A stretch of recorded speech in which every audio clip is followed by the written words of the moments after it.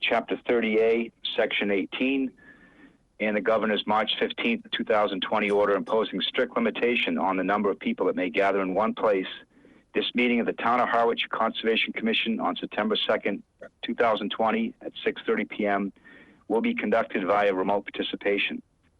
Specific information on the general guidelines for remote participation by members of the public and or parties with a right and or requirement to attend this meeting can be found on the Town of Harwich website at www.harwich-ma18 website or on our Town of Harwich YouTube page. Well, thank you all. Hope everybody's well. Tonight, the first item on the agenda is a amended order of condition for 25 Grey Neck Lane, map 11, parcel X8-6. It's a proposal to tear down and rebuild of an existing house. Can we move right into that, Amy? Yep. Okay. Do we have a representative of the project? Lynn Hamlin, representing the applicant. Everybody can hear me? Yes. Mm-hmm. That's okay. You had previously approved work on this property, which included the construction of 3 additions. The applicants, upon further consideration of their project, decided that they would be better off just starting from scratch, raising the existing structure and building a new structure. The footprint of the new structure will be less than what you approved and moreover, less than what exists there now. I don't know how you want me to do this. Do you want me to just finish the presentation, Amy? Okay, because I know this is a 2-parter. So hopefully everybody got a copy of my narrative. What you had approved was the house itself is 860 square feet. There's an existing deck, which is 308 square feet, and the additions total 228 square feet for a total construction footprint of 1396. The existing house and deck right now total 1,168 square feet. The new proposal, house plus patio, so they're getting rid of the deck and they're just having a little patio, will be 118 square feet, which is 50 square feet less construction than what currently exists on the property. Moreover, you're getting a further setback from the resource area. The existing deck is 55.6 feet away. You had approved a minimum setback of 61.5 feet, and now it will be set back 63 feet away from the wetland. So the standard of being able to issue an amended order of conditions is, does the work add any more environmental impacts to the site? And we don't believe it does. Actually, it should lessen them. Even though according to the regulations, we're not obligated to do any mitigation, we're leaving in the mitigation along the property line, the shrub row.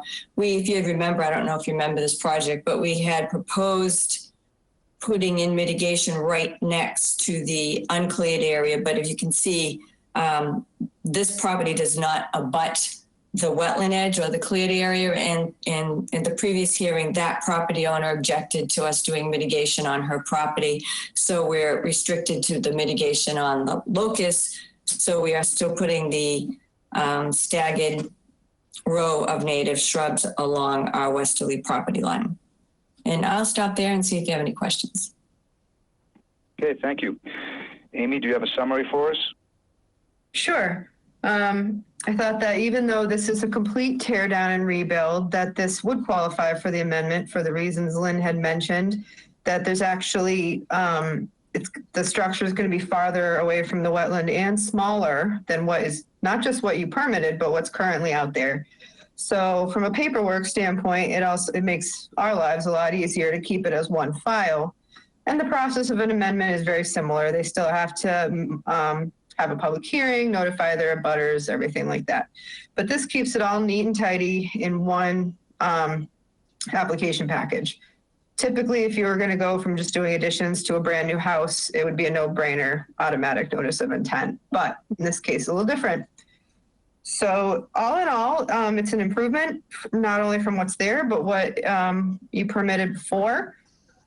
And they are still proposing to do planting along the property line, which I would strongly agree with. When we went out to the site, you know, even now after we found out that the property on the neighboring lot does not belong to this applicant, it does seem like they're still using that area. So I know that's a civil matter, but I think a shrub row would do a lot to delineate that. So I'll keep it short and sweet, and I will recommend approval of the amendment as presented. Okay, thank you very much. Comments from the commissioners, starting with John? Yes, I was out there today, and I don't really have anything to add to what Amy had to say. I think adding a shrub line along the property line is a good idea. And other than that, I support this. All right, thank you. Stan, you're up. As well, I was there today, and I agree with John's comments, so I have nothing else to say. Mm-hmm. Carolyn? I was not there today, but I do remember this property distinctly from last year, and I have no comments that make sense. Okay. Jim? Yeah, I'm okay with it going forward as planned. Okay. And then Ernie, I see you with us. Any comments? No, I have none. It looks pretty benign. I'm fine with the amendments. Thank you.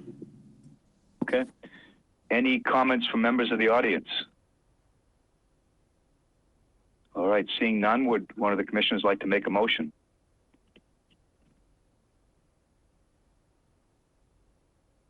I'll move we approve the amended order of condition for 25 Gray Neck Lane as proposed. Second. Okay, seconded by John. Any further discussion? All right, all those in favor say aye. Aye. Aye. Okay, the motion passes unanimously. All right, well, thank you very much. Thank you. Okay.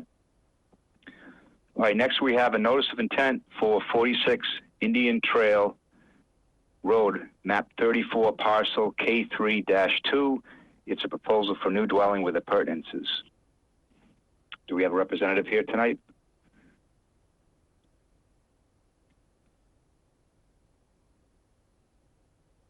David Clark should be on the line. I'm the property owner. Mr. Clark, are you with us? If so, you're muted.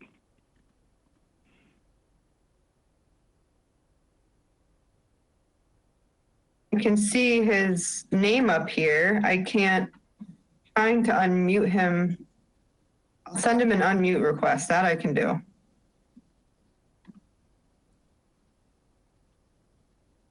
As far as I can do, as much as I can do.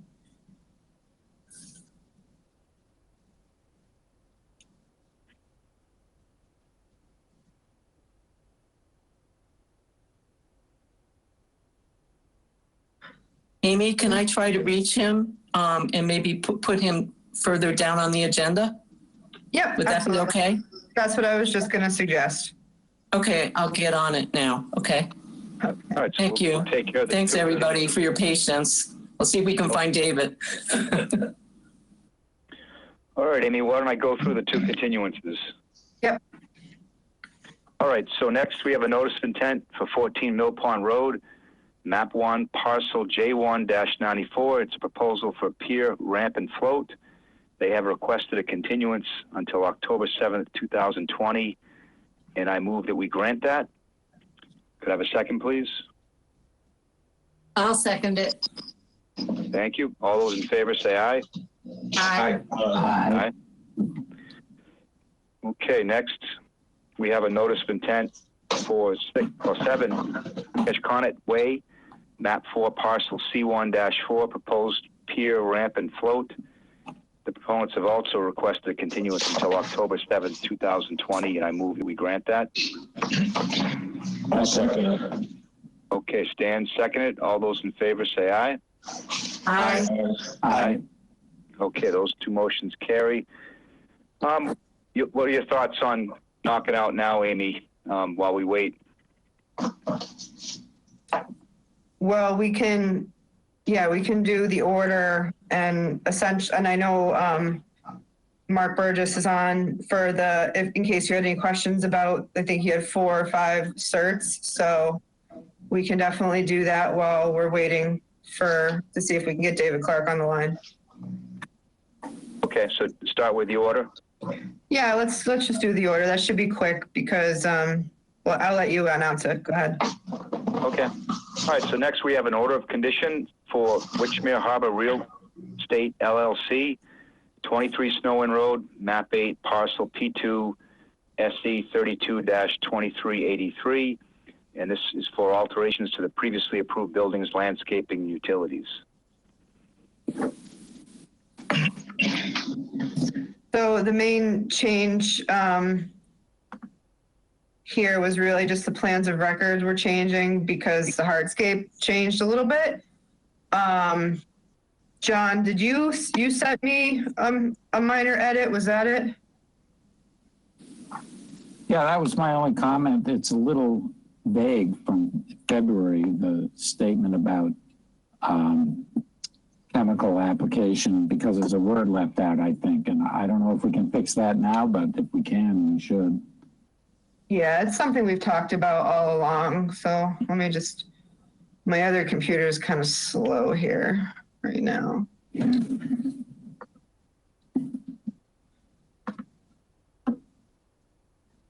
But can edit that.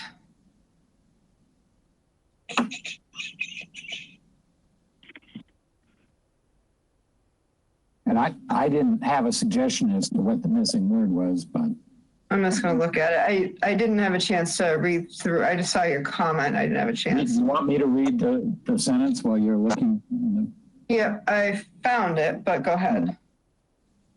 So on the February 5th amendment that we made to the order of conditions, the first sentence on item 4 is any areas within Conservation Commission jurisdiction on the site plan are not allowed to have any, including fertilizers, herbicides, and pesticides. So any chemical application maybe is what that should say, but farther down. Oh, I mean, that sentence doesn't make sense because there's something missing. So it just needs to be.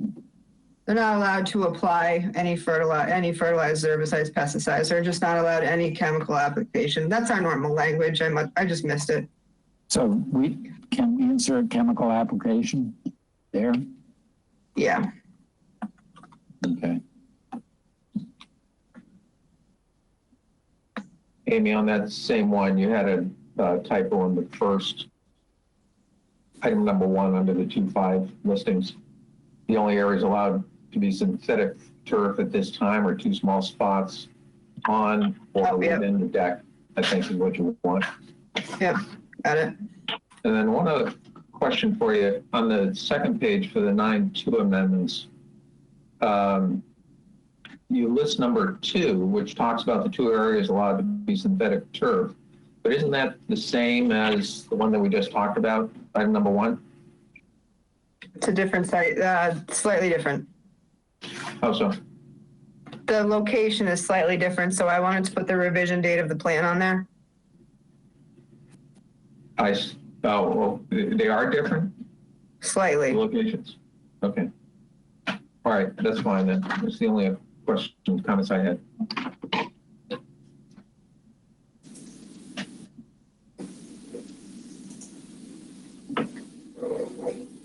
That first sentence in number 2 that you were just talking about, it looks like there's a word missing or something too. It says the only 2 areas allowed to be synthetic turf are 2 small as shown. 2 small areas as shown, yeah. Got it.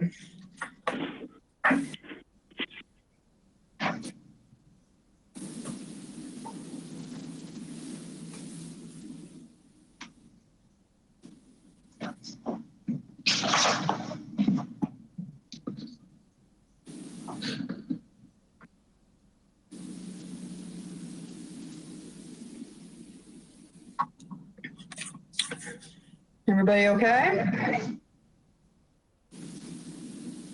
All set.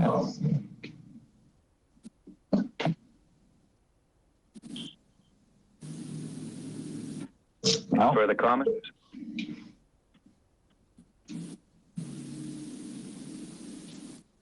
All right, if we could have a motion to approve the order of conditions. I'll move we approve the order of conditions for Winchman Harbor Real Estate 23 Snow Inn Road with the amendments just discussed, with the alterations discussed. Okay, could I have a second, please?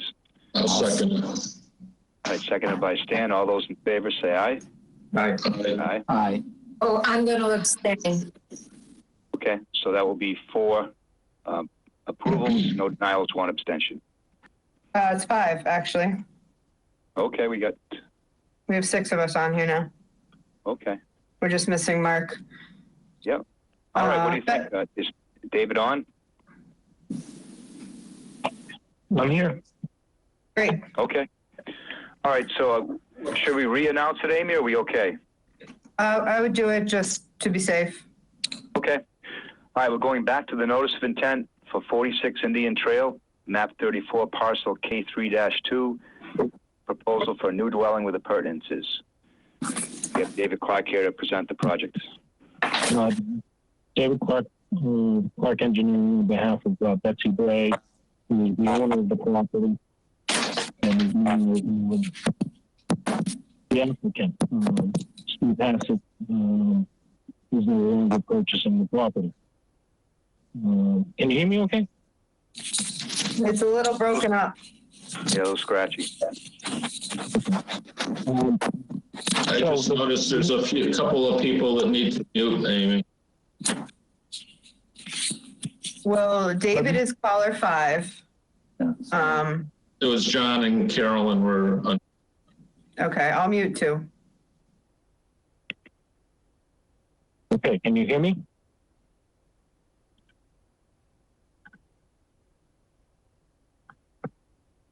Hello? Yes, David, we can now. Okay. So you should have a revised plan. We've really shrunk down the size of the house from an oversized cape previously with a connector to a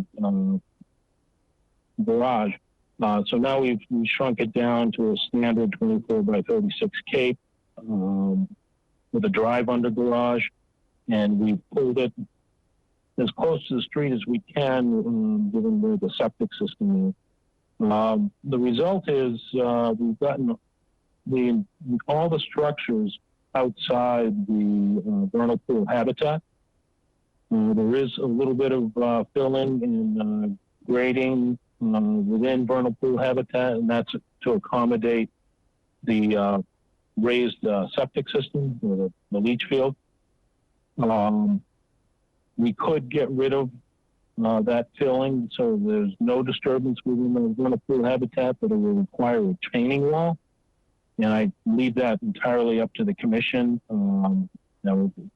whether they want a structure right on the vernal pool habitat line. And it would be probably a 4.5, 5 foot retaining wall. Like I said, we removed all the structures out of the vernal pool habitat, and right now we have the house, deck, and driveway, and some access on hardscape within the 50 to 100 from the limits of the bordering vegetated wetland, or the vegetated wetland, the local bylaw. I think we've tried the best we could to comply with the regulations. As stated at the first meeting, this is a undisturbed lot, and it's kind of rare because it has no invasive species on it for us to mitigate. So there's really no opportunity to provide mitigation on the property. And I don't think the commission has a policy at the moment to provide off-site mitigation. if in fact we could find somebody in town that would allow their property to have mitigation plantings put on it and basically encumber the property in perpetuity. So I think we've complied to the maximum extent feasible under the local bylaw, and we know that we still have to do a restoration or landscape plan, but we wanted to get the commission's input on those what we feel are substantial changes that have been made. Be happy to answer questions. Okay, thank you. Amy, do you have a summary for us? Sure. So David, first, am I correct in saying that you're not really looking for a vote tonight? You're looking for feedback to see if you're going to keep going, because you did say, just say now that, you know, there would be a landscaping plan forthcoming if that were the case, if you got the indication that this might be approvable. Yes, we understand that all the disturbed areas will need to be restored, and the commission would want a plan showing all that. Betsy has talked with Blue Flax Design, and they're waiting for instructions as to how to proceed. Okay. So, not a lot of pressure for the commission necessarily to vote tonight, because that would be something we would want to see, I would think, if things are looking feasible here. Okay, so first, I do appreciate how far you've gone in reducing the scope of your work. I do have a couple of things, and again, I really do appreciate, you know, you getting it for all intents and purposes outside the vernal pool habitat. If the commission saw David's write-up, which is how he defined edges of vernal pool habitat, using leaf staining is a valid method of doing that, because it shows where there have been periodic flooding or areas that have been flooded seasonally for there. I don't have a strong feeling one way or another about whether a retaining wall or a little grading should happen in the vernal pool habitat, personally. So now I'll just go over the performance standards. So under the Wetlands Protection Act with the state, I think it would be difficult to deny such a project. So it leaves us with the bylaw and our regulations. And there's kind of 2 points in our regulations that are the sticking points here. One is the mitigation, where it's really, really difficult, if not impossible, to mitigate on an undisturbed lot, especially a lot like this, where you really don't have any invasive plants or any need for mitigating.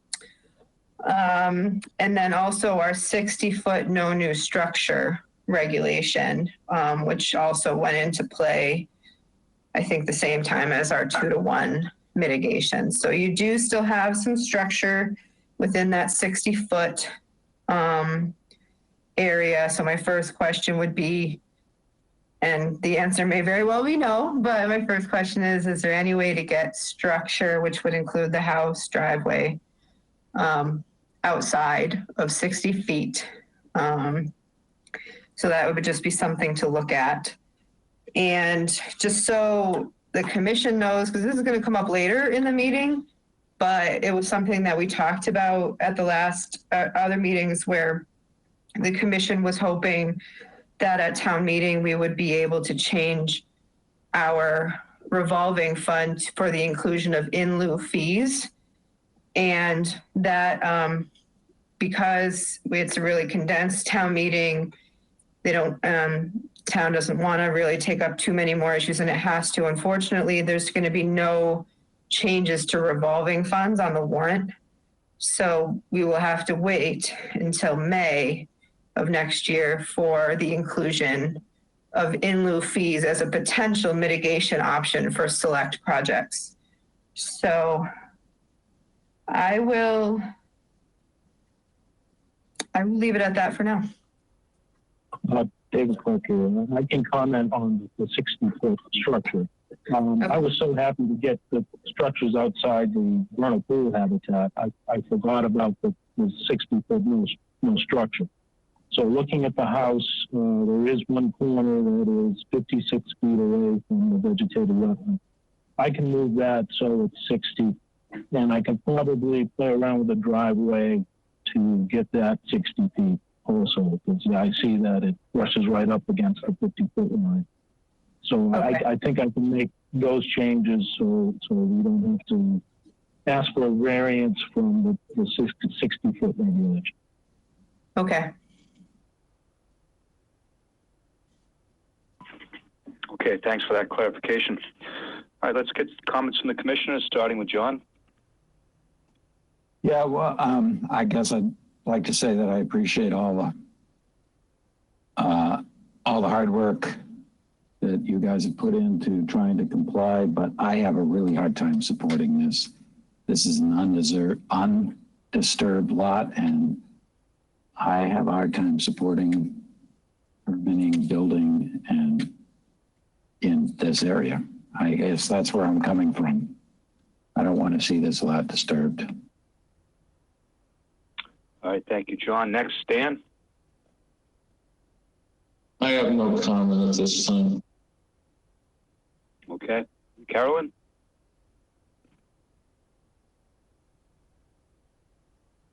Oh, you're still muted, Carolyn. Sorry. I've been looking at this lot for a few years also, and I hesitate to deny the owner the ability to put a house on it. I think they've worked really hard to follow our regulations and bylaws, and I am sad to see a pristine lot like this be developed, but I would approve this. I was wondering, since we would probably never allow irrigation in this area, could we require that all the ornamental plantings around the house be native species? That nothing planted on this lot could be other than native species? There is a tiny bit of area that's outside the 100-foot buffer. Yes. But the vast majority of the lot is outside. You can condition, okay? Mm-hmm. Well, I would be in favor of doing something like that, no irrigation, and without irrigation and without fertilization, you definitely want the native plants. But those are my thoughts. Thanks, Carolyn. Okay, Jim.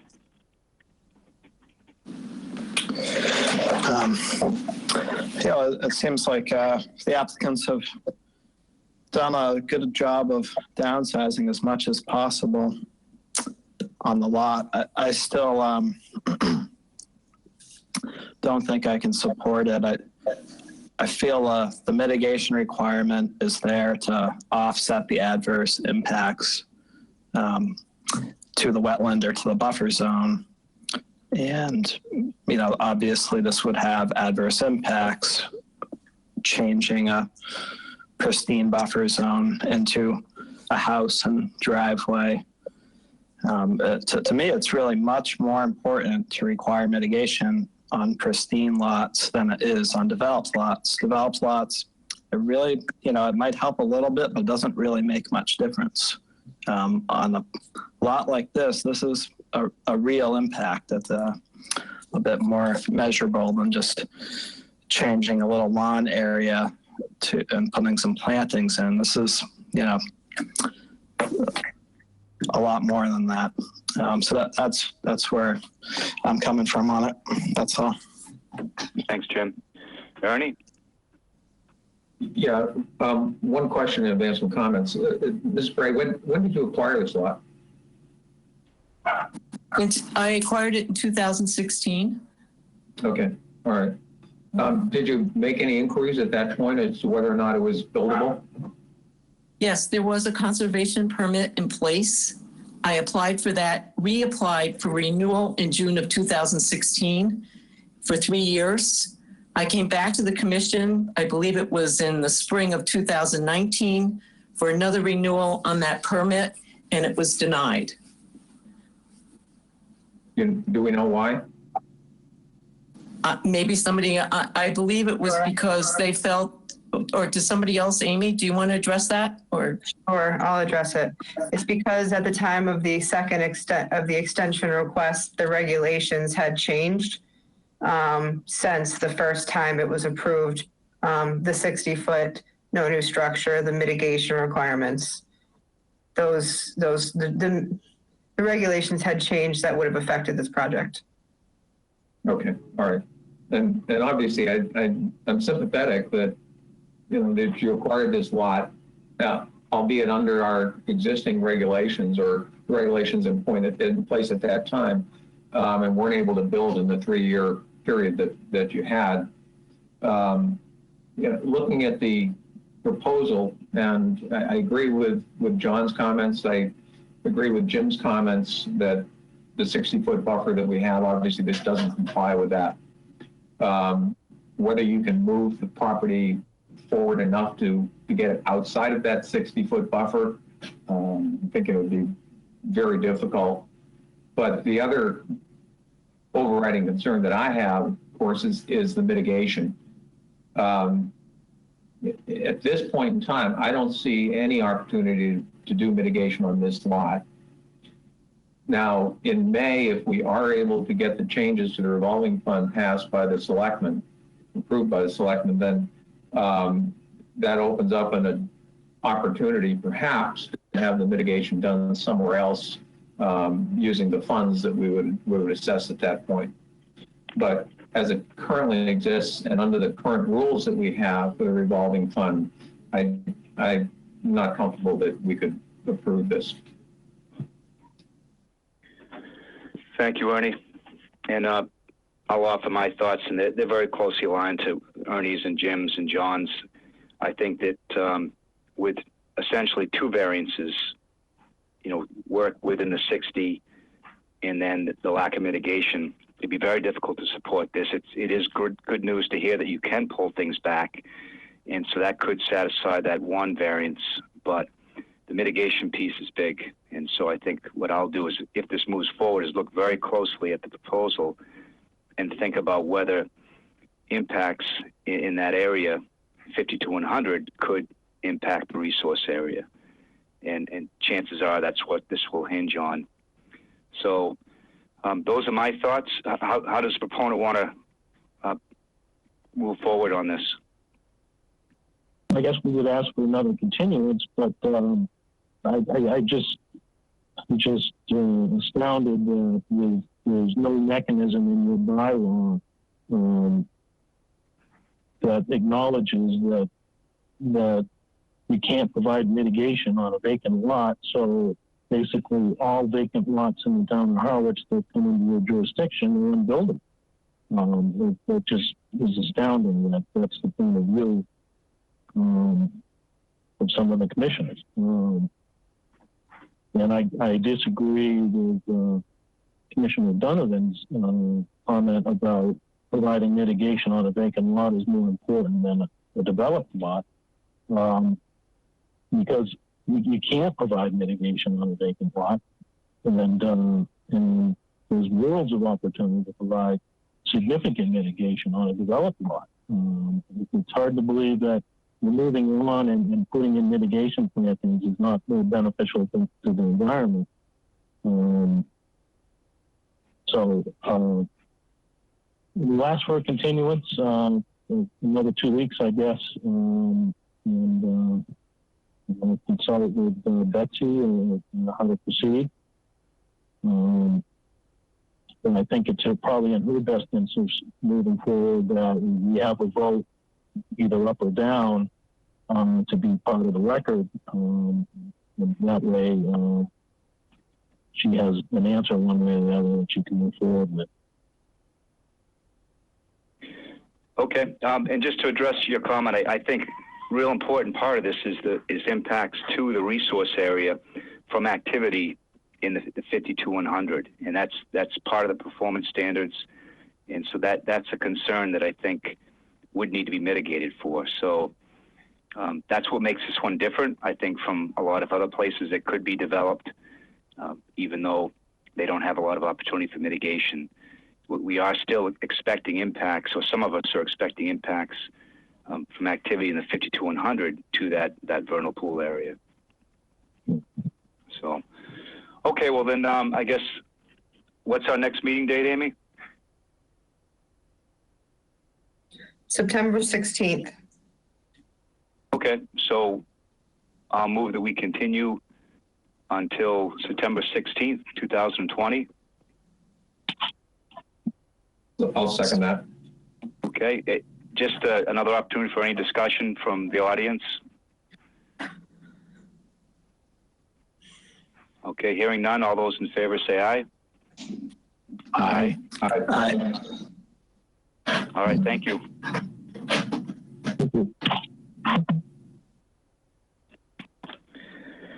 Okay, so next we have an administrative review request for 28 Catherine Rose Road. It's a kayak rack to hold up to 6 canoes or kayaks on Hinkley's Pond. Do you want me to kind of introduce this to you, and then the owner, Robin Michaels, hopefully she's on, can speak to this as well? Sure. So Robin had reached out or had submitted an application for a kayak rack on, this is on Hinkley Pond, and it would hold up to 6 canoes or kayaks. I was under the impression that it was not there yet. It is there. So it is in a fairly cleared area in the 50-foot buffer. And I had a conversation with her about willing to raise it up more off the ground, because the bottom rungs really are, I mean, the bottom boats are really still on the ground. No, I'm bringing this to you because I had reached out to you about how you felt if it could be administrative or if it should be an RDA, and I got mixed responses. So I figured this might be a good middle ground in maybe still treating it as an AR, but having you review it. That's how some towns do things. Usually, I don't like to bother you about what most ARs administrative reviews are, which is removal of a hazard tree or two, minor things like that. This one's kind of on the cusp. I think we can all agree that getting these boats up is a good thing, but I think there's a way we could do it better. I would recommend that if you approve of this or approve of me to take care of it, that we have to raise it up so that the bottom rungs are, I would say, at least 18 inches off the ground. And that the other boats there, because I counted 9 there today, 6 on the rack, 2 on the beach area, and 1 underneath the deck, that if they're not on the rack, they really all need to be underneath the deck, and not on the beach area. So, Robin, if you are available and would like to add anything, please unmute yourself.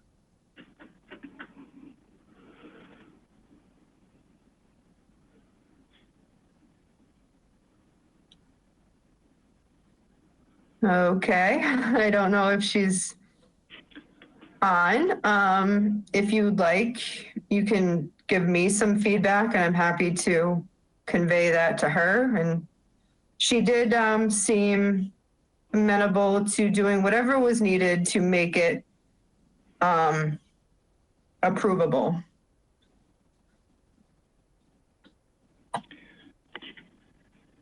All right, well, yeah, if she wants to chime in later, that's fine. I think what I'll do is just kind of jumpstart the discussion with some of my thoughts, because I think this is kind of it's a pretty minor issue, but it's a pretty good case to discuss it for other issues. So I do want to give you my thoughts. And I do feel that it is a new structure in a no disturb zone. And so I don't think that should be taken care of at any time administratively. So to me, this should have been an RDA. And I think it needs to be looked at closely as a new structure in a no disturb zone. And so even if it is somewhat benign, you know, where the kayaks could go, if there's sand, if there's grass, if they could be pulled up under the, you know, the decking, they're all alternatives that could be looked at. And so that's my thoughts. So I didn't have the ability to look at the other commissioners' comments on this. So that's another thing I have a concern about, is that those type of polls, you know, only Amy gets feedback from everybody. So I do think that for structures in the no disturb zone, I think they should be RDAs. So let me just start with that, and then I'll ask commissioners for their thoughts, starting with John. Yeah, I was out at the site today, and I pretty much agree with Amy about the condition that is the boats. And you can see it in the photograph, and the photograph was represented initially to us as an example of what they might do, but that is the structure. And the boats are on the ground, and that's the way it was. So, you know, I agree it's probably a relatively minor thing. It's not clear to me whether this is a neighborhood shared structure or just goes with the house. The house is apparently a rental property, and it looks like a pretty small house. Like 9 boats for people in a house like that doesn't appear to be likely. So I imagine that it's a shared neighborhood resource, which means people will be coming and going down. There's a little bit of a bank. There's a slope next to where there's some steps that were put in, I understand, a year or so ago under administrative review. And the problem is there's loose sand to the side of where those steps were put in. It's not clear whether that is fill that was dug out under from where the steps were put in or not, but it's clearly there's going to be some erosion there. It's a reasonable slope, and there's no planting there. There's just sand. So I guess it's another reason why we should consider the whole picture here. And I would be inclined to insist that some planting go on there as well. Just so the commission knows, the stairs that were done were replacement of stairs that had been there. So that was not, the stairs were not a new structure, because there was, it was a replacement of what was there before. That's why we did that administratively. Okay. Let's see. Stan. Yeah, I remember you saying that, Amy, that those were replacement stairs. My only concern was what John was talking about, was in replacing those stairs. It looks, I don't know if that sand came from digging out the bank where those stairs were replaced or what, because I can't really tell, but it looks like it was kind of dumped there, not the normal part of the bank that the rest of it, because if you look around the rest of it, it's all grassy and little vegetation. I also agree with Amy regarding the kayak stand. Definitely would need some work, especially the lower rungs. But I guess in going there, I had the wrong impression. I thought it was like a sandy beach where the kayak rack was going, and it's really kind of all, there is no sand there really. It's a kind of, to me, a vegetated area. So I don't know about putting that. And was that actually a permanent rack there, Amy, or is that kind of temporary? I couldn't tell. It appeared just to be kind of resting on the ground, but I can definitely vet that with the applicant. Yeah, because it looks like there's like braces there on the bottom, but I couldn't tell either. So yeah, I guess I'm more concerned with putting that in there with the surrounding area rather than, like I said, I thought it was a sandy area that we were talking about originally. Yeah, I thought it was going to be a sandier area too, based on what was described. And then when we saw it, it is kind of in a sparsely vegetated area, and I think it could be moved. So that's something we can talk about. Yeah. And if the commission wants to see it as an RDA, that is totally fine with me. This is why I kind of brought this to you in this way, because I felt like it was kind of on the cusp. Like the idea of it was for a positive thing, but potentially the execution and the filing procedure was a little different. So. Yeah, I have nothing else to add. Okay, Carolyn? I agree with Brad. I think that any new structure in our no disturb zone should be brought as an RDA so that we do have the opportunity to review, and it's not only on Amy. I wonder if we have a need for guidelines for kayak racks as we're doing more and more cleanups on don't store your stuff on the beach, don't store your stuff in the vegetated lands. I wonder if we need guidelines as to how high and how much support is allowed. That's all I have to say. I also have no patience with after the facts. So the applicant, because there are a couple of callers on here, and I don't know if they're on for this, and just don't know how to unmute yourself. It is *6 on your phone to unmute yourself. So if Robin is on, try *6. Well, let me go through the commissioners, and then we'll come back to comments from folks in the audience. Can you hear me? Can you hear me? Yes. Oh gosh, I have been trying since you started to ask me questions. This is Robin Michaels. I'm sorry. I definitely can answer some of the questions that you have. One thing is that several of those kayaks are not mine, and five are mine, and 4 are not. So they're just friends' kayaks, and they'll all be going in the next week or 2. The other kayaks are mine. I mean, I have two canoes and 3 kayaks, basically. And I'm happy to raise it to 18 inches higher than it is. And Amy, I'm sorry if our communications weren't clear. I had already built it, and I was calling you about something else that I hadn't built yet. And can you hear me? I'm getting a lot of. Are you able to hear me still? Yes. Oh, okay. Amy, I had called you about something that I had not built yet. And in talking to you, I had mentioned that I had, that I had created this, and I had not known at all that I had a responsibility to go to you guys first. And I apologize for that. It was just completely unknown to me that a kayak rack was supposed to have been pre-approved. So when we were talking, I was telling you, or I hoped to communicate that it was built, and that I wanted to do the right thing, whatever that was. So I don't know if I know you have other questions about the sand, and I'm happy to.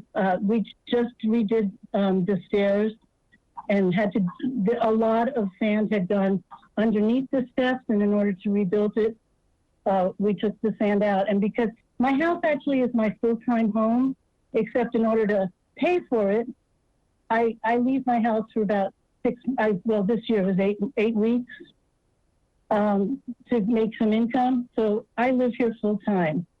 And so it's not a rental where there are lots of people who come in. I heard, people wondering about that. So I hadn't been able to do plantings because it was right up against the rental period. So I will definitely do some mitigation along that. It was unexpected that we had to dig out so much sand in order to rebuild those stairs.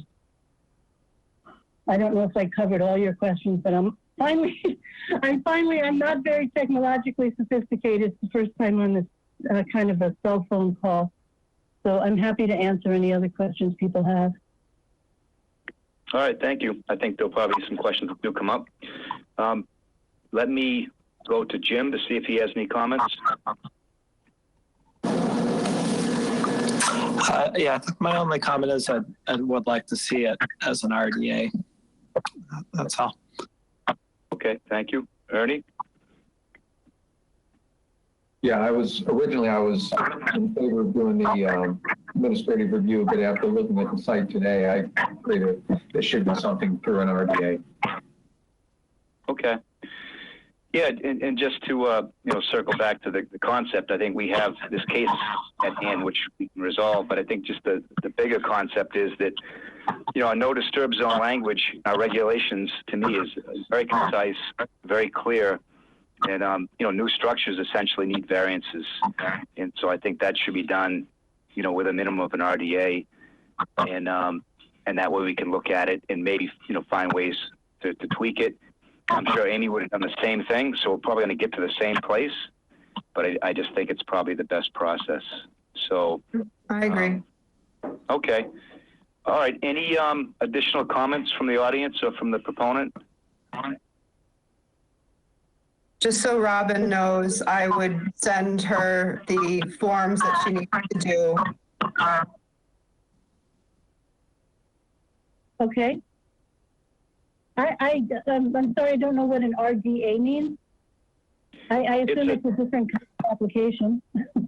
Yeah, it's not. Yeah. It's just a request for determination of applicability, and it just it allows you to document just what you're doing, and then it'll come back to us at a hearing date.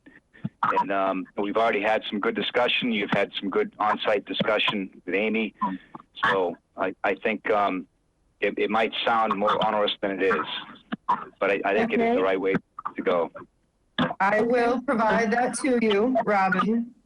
I'll provide that information to you. I'm also going to return your application and your check for $50. I didn't process that because I didn't want to do that prior to this meeting. So you'll get that back, and I'll follow up with an email with you tomorrow about what you need to file. Okay? Okay. Tomorrow you won't get me. I'm in surgery. I have surgery tomorrow and I'll be in the hospital for a few days. No problem. I'll email it to you. Okay, that's perfect. I look forward to, and I'll call you after. Hopefully everything is okay, and I won't take any more of your board's time. Thank you. Well, thank you, and good luck tomorrow. Thank you. Okay. All right. All right. We don't need to have any action on this, I think, Amy. Right? Okay. Right. All right. Well, we're going to move on to certificates of compliance. And we have a whole bunch. Do you want to just go down the list? Do you want to discuss any of these together, Amy? What's the best approach? I think we should do them separately. They're all, most of them are docs, and then the first one's the septic, so that's real easy. But I think there might be discussion on individual ones, so I think we should do them individually. Okay. Do you want me to announce them? Please. Okay.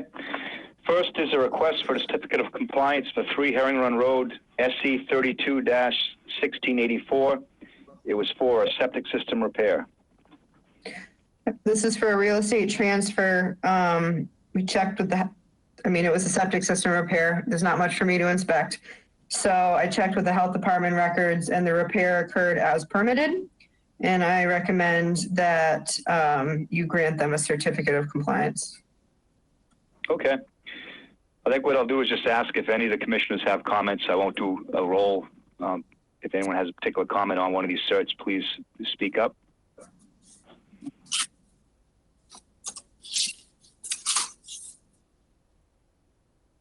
All right, seeing none, I'm going to move that we approve certificate of compliance of 3 Herring Run Road, SC 1684.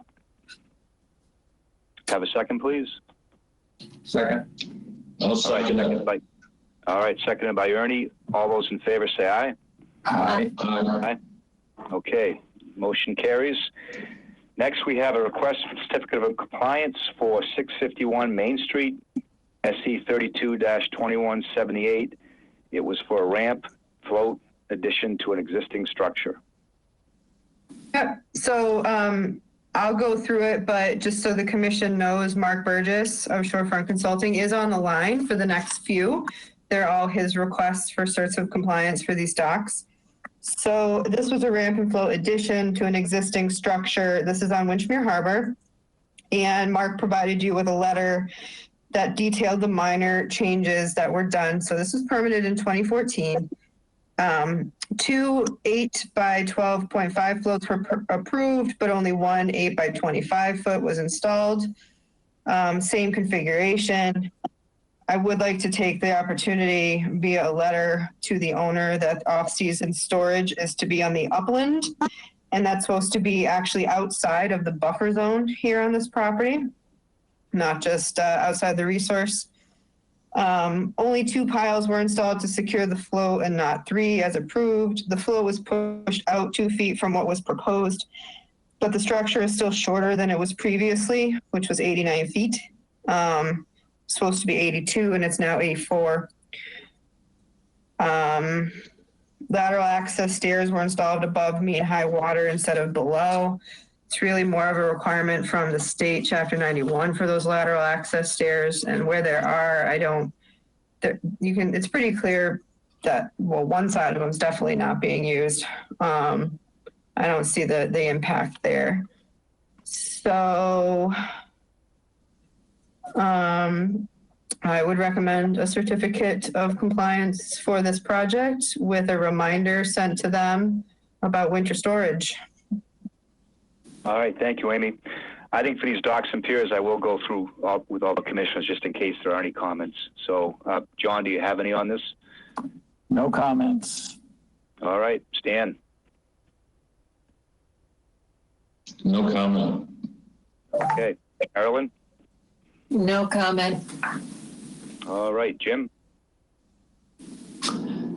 No comments. All right, and Ernie. Yeah, just one comment. So it's 82 feet long. Amy, when this was approved originally, do you know why we allowed longer than the 80 feet requirement that we have? I don't know. This was permitted a long time ago. I don't know if Mark knows the history. I don't know why it was permitted to be 89 feet. Well, it was originally 89. We permitted it for 84, I guess, right? You permitted it for 82. It turned out to be 84. Okay. Mark? I'd have to look up the license, but yeah, this dock in one form or another has been around for quite a while. So while you're talking about the others, I'll look up what I have, but I know it's been there a while. Yeah, I just wonder if this creates any navigation issues in that location, or what. I mean, it's only 2 feet, I understand, but still, we have an 80-foot requirement. We approved 82, and it went out to 84. So, yeah. I would just not comfortable just giving a blanket approval. I haven't heard anything negative from John Rendon. And again, this was, it was 89 feet previously. So it's probably less of a navigational issue than it was at that time. I think for our purposes, if we're going to approve this, then we should make sure that John is comfortable with it from a navigational perspective. Okay. Yeah, I was around for this vote, and I can't recall. I'm guessing, we accepted that the existing was that long, and so that might have been what happened. I am familiar with this location, and things are tight there, given the moorings. So but basically things are tight throughout the harbor, really. It's just, it is a tight space. So, okay, Ernie, so you'd prefer if we wait till we get that feedback from the harbor master? Okay, all right, so should we just continue this until next hearing? You can just table it. Okay, go ahead, Mark. Add something. So I'm looking up, the original permit for the dock was issued in 1982. That was SC 32-242. And I don't know back then if we had the 80-foot, I'd have to check if we had the 80-foot rule back then or not. Yeah, we probably accept it. Or if the mooring field has changed since then as well. Yeah, it was a reduction, so we probably accept the reduction, and even though it was over our 80 presently, that's probably how it went. If there's no issue, Mark, with waiting till the next hearing, then how do you feel about that for this cert?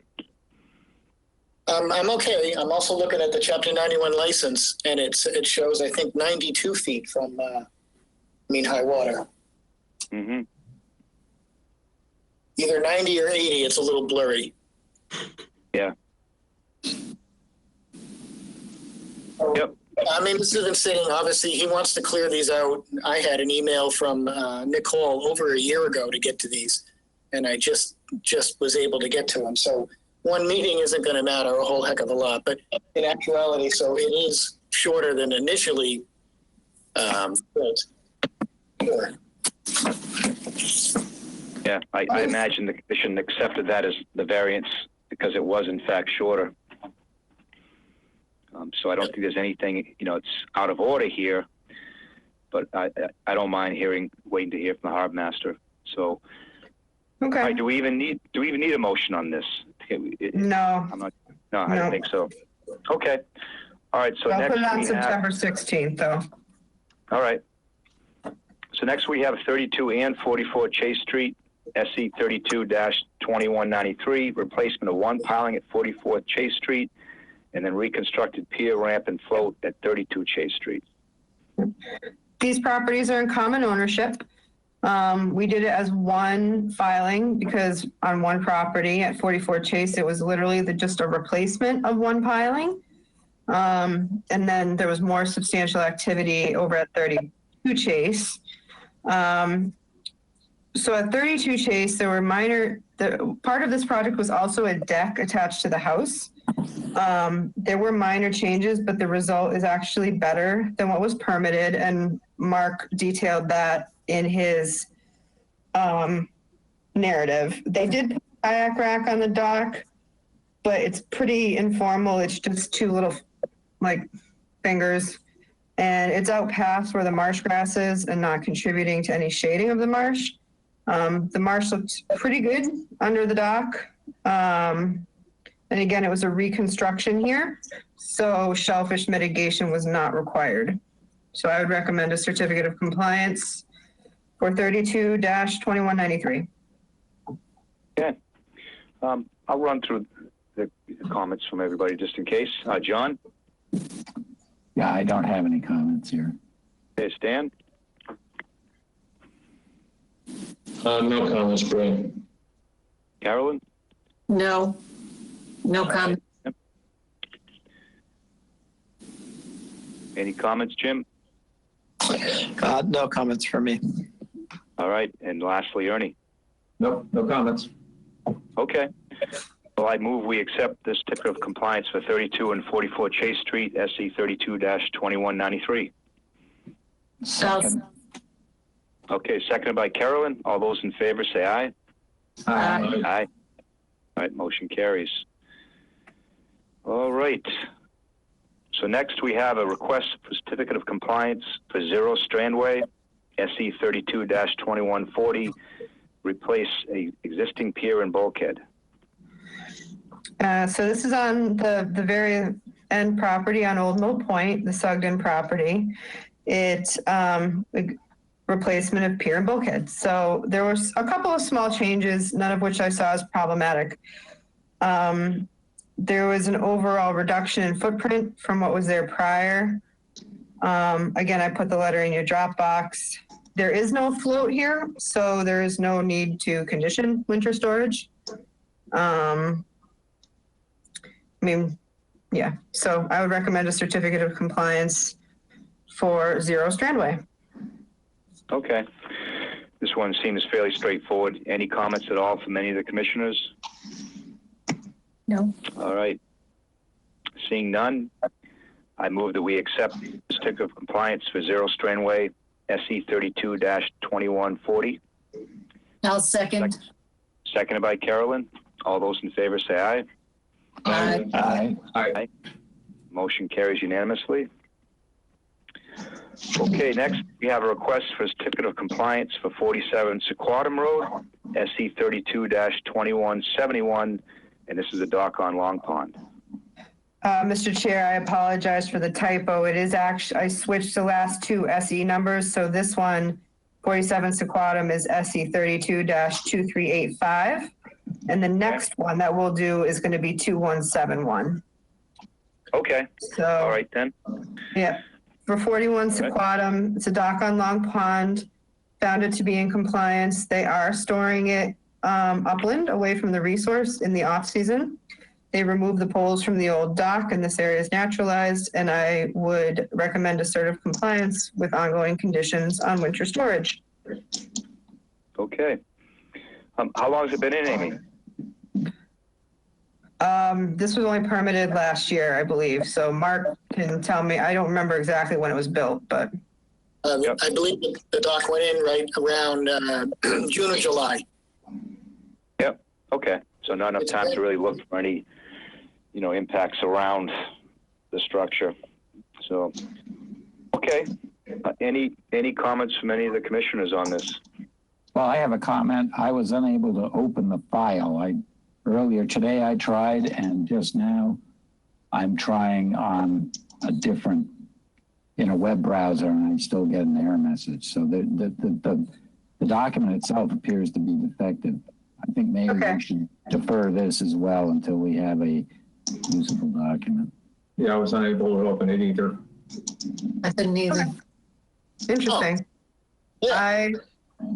What I'll do is I'll put it again in Dropbox, I'll email it to you. I was able to open it and put it on there. So, but I'll just do a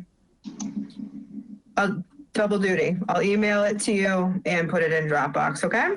So it's a Word document. All the other ones are PDFs. I don't know if that's material to the issue here, but. Okay, shouldn't be.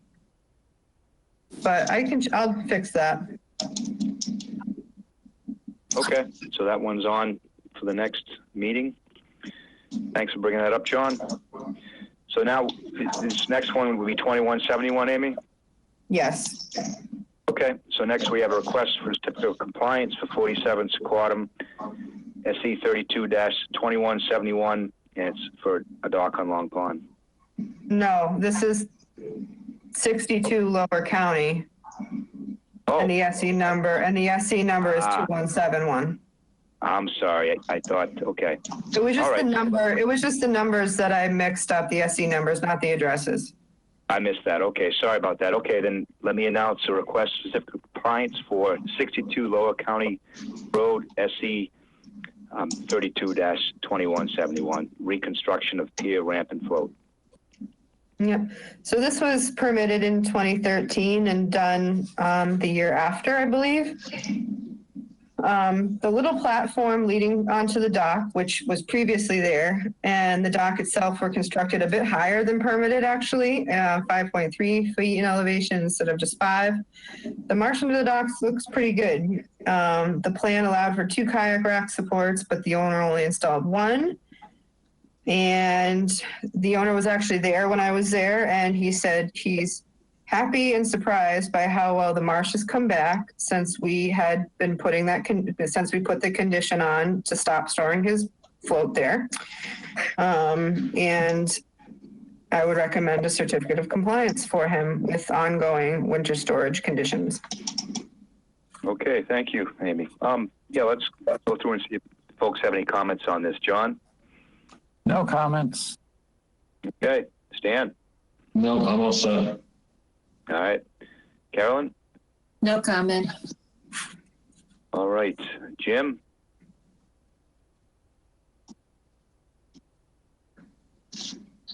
No comments. All right, Ernie? Yeah, one comment. So are these plans that are submitted the ones that we approve? The reason I ask, Amy, is this shows a 2x8 storage bench that's been added just before the ramp going down to the float, which makes the walkway at that point 5.5 feet wide instead of our normally approved 4. I know we've had these requests in the past to add storage racks and things like that that have increased the width of the walkway, and we've not approved them in the past. So right. I'm just wondering, did this slip by us, or was it added on after the fact, or what?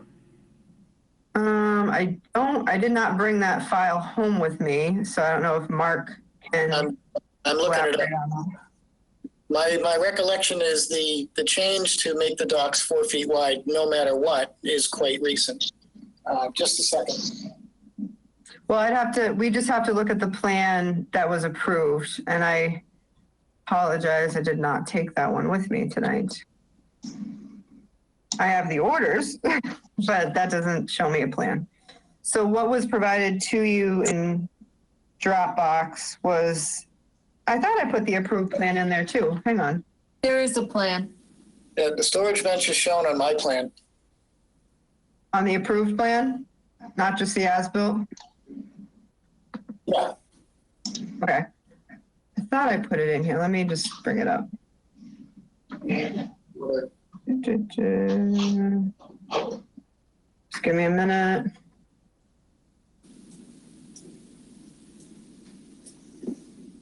Yeah, so Ernie, it's item M3 in your Dropbox.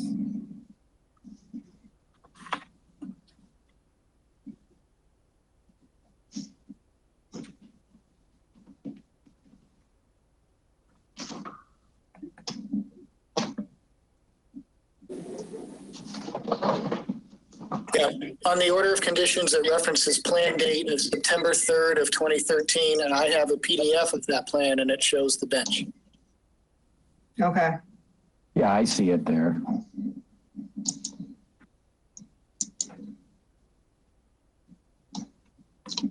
My computer's being bad.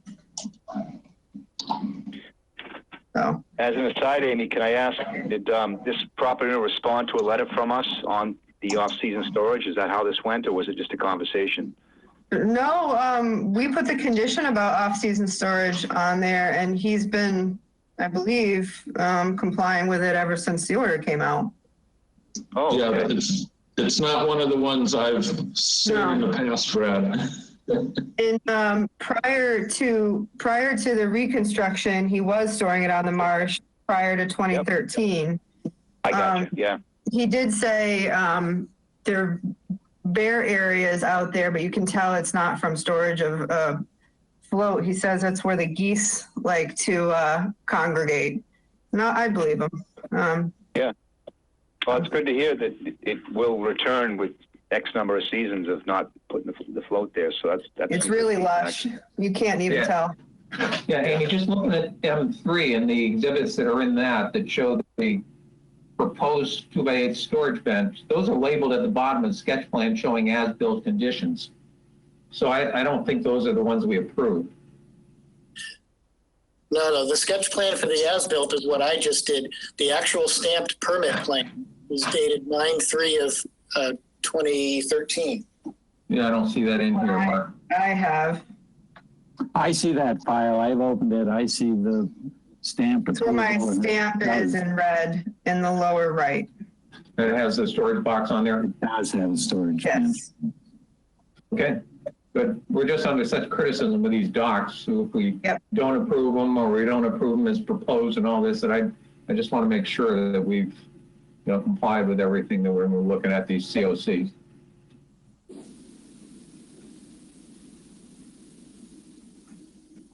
Okay. Well, that's a good comment, Ernie. All right. Are we satisfied with this one?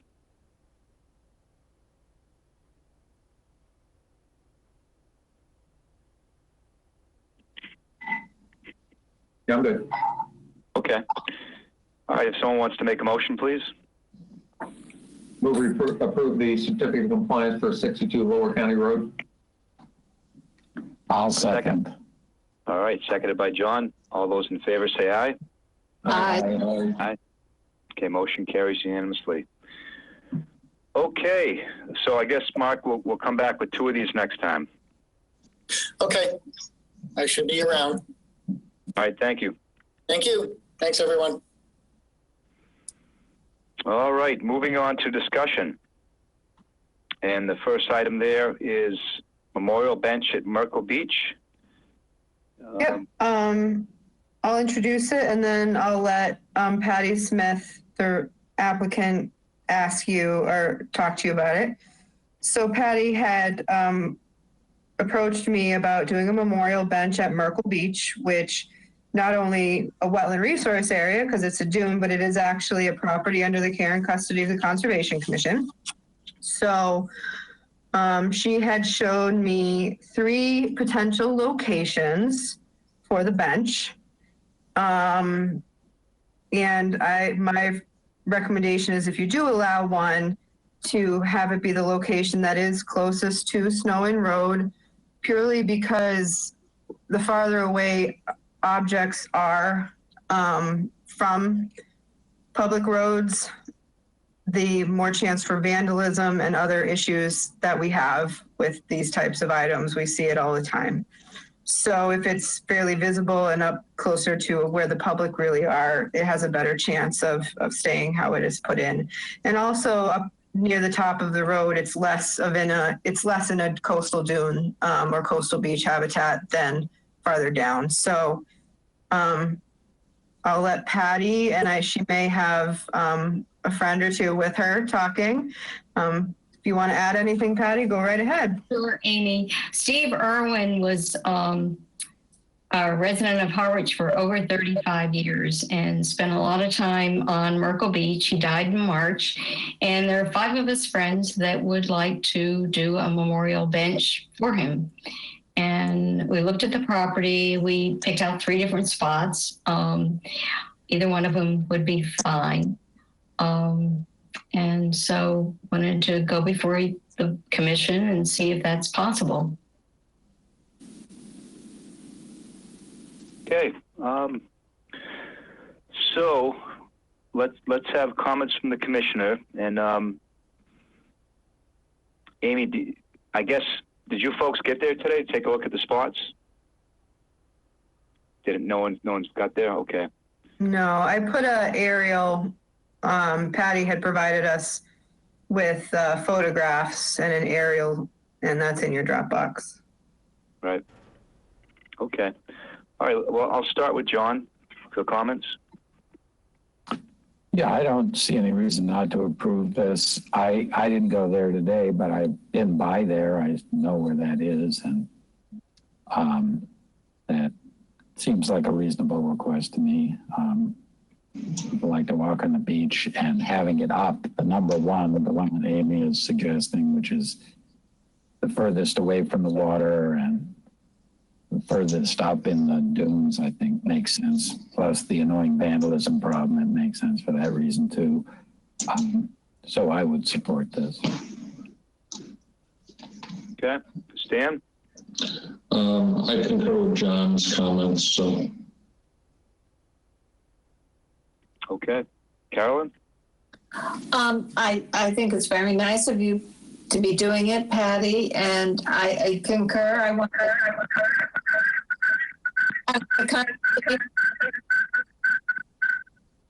the new walkway being put in looks beautiful.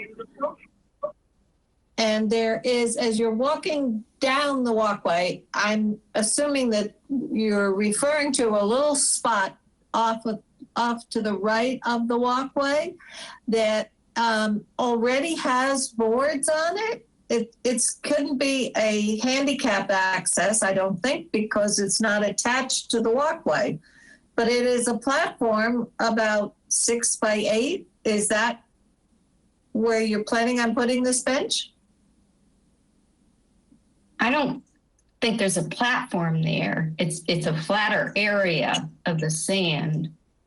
Well, there is a platform there now, that it's obvious that it's new construction because the walkway hasn't been finished. Carolyn, Oh, that's further up. Carolyn, DPW had asked me, because there was an old walkway there that was in bad disrepair and people were stumbling. So I had told them they could replace it in kind. If there was any type of expansion, that will have to be removed. So I'll take a look at that, because that was literally done like Monday. Yeah, I know. It's already, in fact, it wasn't finished when I saw it. Let me go check that, because I was very clear with them that it had to be an exact footprint change or replacement, not anything new. So if there's any expansion of decking out there, that will have to go. Okay, now I've only seen it once, so possibly that was just put there temporarily and they moved this now, but it did have webbing on it, a maroon webbing. It was like, I'm going to guess 6 by 8 feet. It looked like as you're walking down, walking down the pathway, it looked like it could have been an aside for a wheelchair or an aside for people to pass. I'll check into it. Connected. But I think that's a very nice spot for a bench. Okay. Jim, any comments?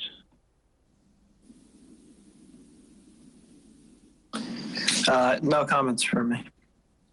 All right. Ernie? Can I just ask one follow-up question, Brad? Sure.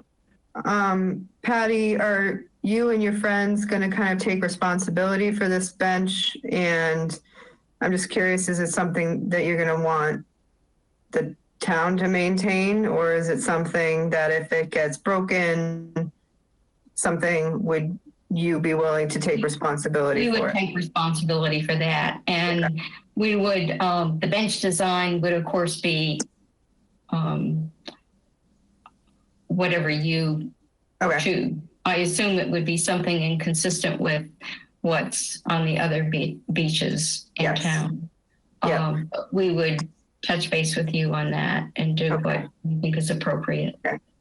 Not a problem. We just, the only reason I asked that is we do get a lot of requests not just on conservation parcels, but on a lot of other parcels for these memorial benches. And when they start to fall into disrepair, it just becomes difficult to manage them and, for the town to manage all of them. So, but I got the feeling that you'd be happy to.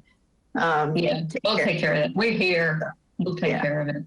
Thank you. Whatever needs to be done. Okay. All right. Ernie? No comments. Okay.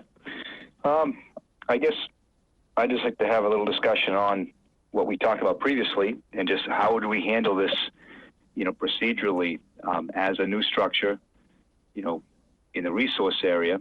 We all agree it's a good idea. To be consistent, what do we do? Could it be the town accepts it and it's a town application or a town, deployment of a recreational bench? What's the best way to do this to be consistent? I could see if it was a permit, we could give it a variance based on no adverse impacts to the resource area. Mm-hmm. So I could see it getting approval that way, but I don't know if we need to go that route. I just want to be consistent with the conversation we just had. Amy, if I may, I appreciate your comments about who's maintaining it. I think, I don't want to weigh in because I don't want to muddy the waters. I think generally we have a policy that donations come to the board because of that very reason. You've mentioned that we've tried to restrict these somewhat because we don't have the resources to maintain them all. Yeah. It's a short process. Normally we send them back like you guys and then immediately approve them. But okay, I wasn't aware because it's the property's conservation care and custody. I wasn't aware. I'm not sure of the details whether we have to weigh in or not. There's an overall policy on the town accepting it, and I don't know that. Okay. Whether that supersedes the overall policy or not. I don't The know. basis of the my feeling is if it's questionable, I want to weigh out, and then you guys take care of it. So that's why I kept quiet.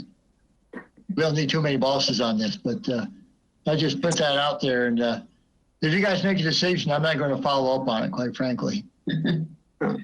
If the selectmen want to see it, if you want to see it, Larry, I'm happy to defer to you. Thank you. No problem. I can sit there, right? Being a conservation property, I like the idea of having the town maybe accept it, and and then have the Board of Selectmen approve it as well. That would make sense to me, because otherwise, how would we handle it, Amy? Just would there be any permitting process? And as I say, Brad, that's our normal process. It's not a big deal. We can just put it on the agenda, because what we would do is we kick it back to you guys and for your recommendation. Yeah. But yeah, if you want to be part of it, that's no problem. It is a donation to the town. Why don't we do it that way? Yeah, because it won't be a big process. Yep. Can I say something? Carolyn. I think it would be a good idea to go through the town. As Amy brought up the question of maintenance, and Patty Smith very graciously agreed to maintain it, I would imagine that the lifespan of that bench is longer than any one of us. And so, That's not saying much, Carolyn. Sorry, Larry. I mean, 60 years from now, that bench might be in disrepair, and heirs of these gracious friends are hard to come up with the repair. With that in mind, could you take action on this, and so when it comes to us, we can say it's been approved by your committee? You could, if the conservation. So a lot of the benches that we have. Yeah, I say if you agree to it, but. Yeah, most of the benches we've looked at and are things like Thompson's Field where there's no wetlands. So this has the double purpose, this meeting, of not only, hopefully accepting a donation, but also how you want to handle it in terms of a activity in a wetland, because technically the coastal dune is the wetland resource area. There's also area on the side there that's really not dune, it's buffer, but so our regulations are actually less stringent for work in a resource area than they are for the buffer zone though. So it is totally up to you. I do view this as, pretty much like the benches that you see over at Red River Beach. And as long as you elevate them, that, you don't have a hard bottom, that they don't have an adverse impact. So however you want to handle that, Mr. Chairman. Here's my suggestion. Seeing how it is conservation land, it's a purpose that everyone agrees is a very good idea, and it's not in the buffer zone, where we just decided earlier that we have a no disturb buffer zone. If our regulations are less strict in the resource area, I propose that we handle it. I propose we handle it administratively through Amy working with the Board of Selectmen. Any thoughts on that, folks? Sounds good to me. Okay. That's fine with me. I'll just wait for your, Amy, your recommendation then for us. Yep. Is that the consensus of the board? Is that okay with everybody? Yeah, that's fine with me. Sure. My last comment would be that it's of a material that would really last. Consistent with the other benches around town, but let's make sure, good materials and it lasts a long time. Not a problem. So Patty, I'll be in touch with you tomorrow or Friday via email and just let you know what we need to do. Okay? Okay, that's fine. Thank you very, very much. Thank you. Yeah. Okay. Do we have Hinkley's Pond next?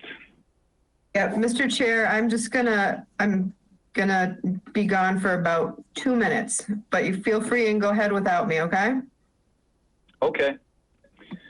All right. So we received just recently information on the Hinkley's Pond Watershed Management Plan and the associated water sampling and monitoring. And so this is something we all asked for, a very detailed monitoring plan as part of the order of conditions for the alum treatment in Hinkley's Pond. And it was due, I think, 1 year after it was finished, which was, I think, about now. It was completed last September. So I think we're all anxious to look at this and review it. Myself, I did not have enough time. I put about a half an hour towards it, but I really need to spend a lot of time. I want to understand what's been seen. But we are going to discuss it tonight. And I think, I know that John has spent some time on this. I think I can assume that, correct? Is that correct, John? Well, I actually, the material that Amy sent was the first I've seen of any of this. And I don't think that any of this has been shared with us. And there's two pieces. There's the testing that was agreed upon, and there's the watershed management plan. And we got a series of emails that were really forwarded by Amy from Hines, which were a little difficult to deal with just because they weren't very well labeled, I guess is the right way. But basically what Hines was doing was forwarding emails that came from Ken Wagner to Hines, and Hines forwarded them on to Amy, as I understand it. And when she comes back, she can maybe put a little more detail on this, because we just got a series of these emails, and they're pretty detailed updates during the application process and for several months after the application process of his observations and his test results. But the way they were forwarded, they were mostly undated. That is, apparently Hines cut and pasted the content of the email without the header information that would tell you when the email was sent, and just forwarded that on to Amy. So it's really pretty difficult to figure out what's going on. If you spend a little time from the context, you can sort of figure it out. But I don't think any of that, honestly, just to be frank about it, really qualified as a sort of report that we could digest easily. And I don't know, we also asked, if you look at the order of conditions, that required monthly testing for the first year. And it's not at all clear from the material that we received this week that happened. It's not clear that it didn't happen either. I don't know, but it's not clear. I mean, that's not to say, I mean, it looks like from the narrative that Ken Wagner sent, that everything went really well and things are in good shape. And there are spreadsheets there that also have test results, and just looking at those, of course, the spreadsheet with, dissolved oxygen and temperature and phosphorus load and all that, it's a little hard to digest. It's good backup material, but I don't know. It's good backup material, but it would be nice if there were a comprehensive narrative about the process and the status a year later, with maybe an executive summary up front. So you can read the executive summary and see the results. And if you want details, you can read the rest of it. I think that was the 3-month report that he sent. That was the sort of thing that Ken Wagner prepared, apparently. I did not have a chance to go through that in detail, since we just got it Monday. Is that when we got it? Or Friday, maybe. Whatever. I haven't had a chance to look at it in detail. And I have seen no watershed management plan. And what the order of conditions says is that the town shall, in conjunction or cooperation with the Conservation Commission, develop a watershed management plan. I don't believe we have had any discussion with anyone else in the town about a watershed management plan for the Hinkley's watershed. Correct me if I'm wrong, please, Amy. No, well, I can just say, I think Heinz may be caller 3 on here. We don't see his name, but Heinz, if you're on, just let us know. Can you hear me? It's Heinz. Hi, Heinz. Hi, good evening. I'll let you speak for a few moments, but I've been on since the very beginning of the entire conservation meeting, so I just kind of listened here, and I can respond to some of the things that were just brought up, but if you want to give a few moments, go right ahead, but I will gladly comment. All right. Any summary comments to start? We heard from John, and I think sure. Yeah. Okay. Again, it's Heinz Brock, Natural Resources. The treatment of the pond, which took place last fall, went as prescribed. It actually went really well in terms of the setup, the application, the pre-treatment monitoring, the during treatment monitoring, the post-treatment monitoring that was supposed to take place has taken place. It was done monthly. It was done in January. The interim report was written. That was included. As I got the reports, I did forward those to Amy at the time. Some of them were short. Some were a little bit more in depth. The monthly sampling continues to take place. Next week will be the September sample. There'll be a final report, which will be in greater detail than the interim report. Visits to the pond have gone well. The water sampling program that normally takes place for Hinkley's, these would be our volunteer samplers for all our ponds, that was not done the way we've done it in the past, just due to the social distancing and COVID precautions. However, there are a few ponds that came and picked up kits to do dissolved oxygen, Setsu reading, and so forth, temperature. Hinkley's pond is one of those. So it's not only getting Ken Wagner's testing, it's also being done by the volunteers, but not the collection of the water. Let me make that clear. I would anticipate that would be part of the management plan and going forward. But there's the management plan, which was suggested and brought up. Yeah, I think in a normal world we'd be much further along with that. You may have gotten that full thing. But not only did some things come to, much slower pace, some things came to a grinding halt beginning in February and March, and we're still not through that part of it, getting back up to speed. The management plan, I think, is something that will get accomplished. I would think the 1 year full report would go a lot towards creating that. I mean, I can see some skeletal framework that talks about best management practices and educational material regarding pond stewardship in general. Hinkley's has a lot of input in terms of Seymour, Long Pond, some bog owners, which it's a tough nut to crack. We've met with them years past. You're not going to get very much through them or from them, but I would think other than the management plan itself, everything else has gone well and is on track. I'll just pause right now.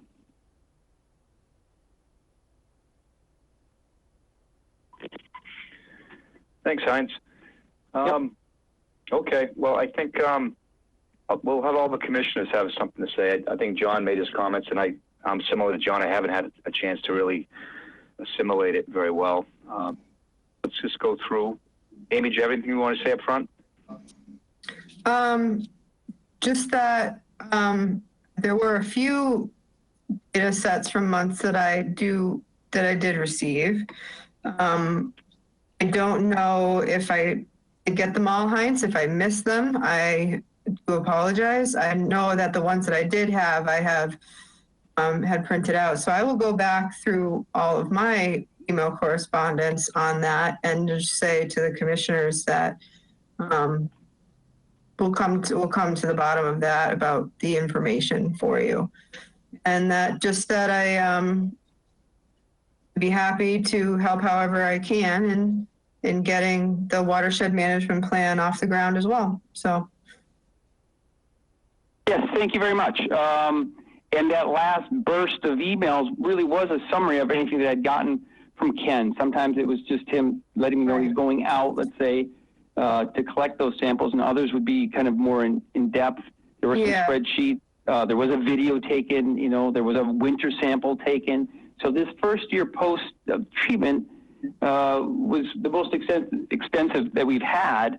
And I look forward to his final report after this 1 year post treatment. And I'm sure the committee and everyone involved, I would expect it to be very good. I mean, this was a 20-year treatment. I think, you know, as we set up that management plan, looking forward 3, 5, 10 years down the road, you know, how does that play out? Because we're just so new to that treatment that I would expect things to be, you know, 5-star, stellar. And I'm glad it is, but let's just see how this plays out over time, and we can incorporate those kinds of things in that management plan. Thank you. The order of conditions did state, you know, monthly reporting, and it is pretty clear what exactly needed to be tested for right in there. So I'm not sure if monthly got done, but it does seem like a fair number of samples were taken. So we'll definitely, and I didn't have a chance to read through everything either, and I'm hoping to do that then over the next couple of days. And I have no doubt that things went well. Just wanna, the data is really interesting just to see how well and to see how the pond reacted and things like that. So I will definitely look more into that as well. All right. All right. Thanks. Thank you.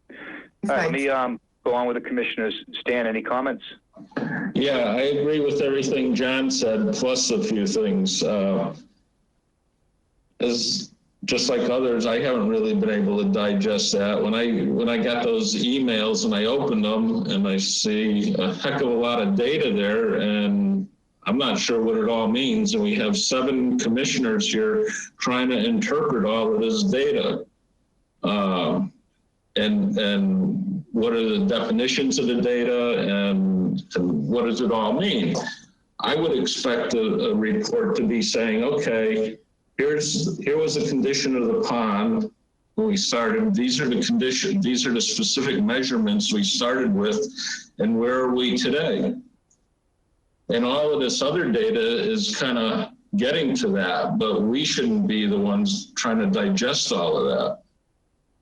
So you kind of want a summary, and maybe that's what this year, you know, a year past our year report. Well, even in between, Amy, if you had a summary, it's not all of that data. I mean, there's a lot of data, and there could be summary points, either at 3 months or 6 months. I mean, what are the key measurements that we're trying to achieve?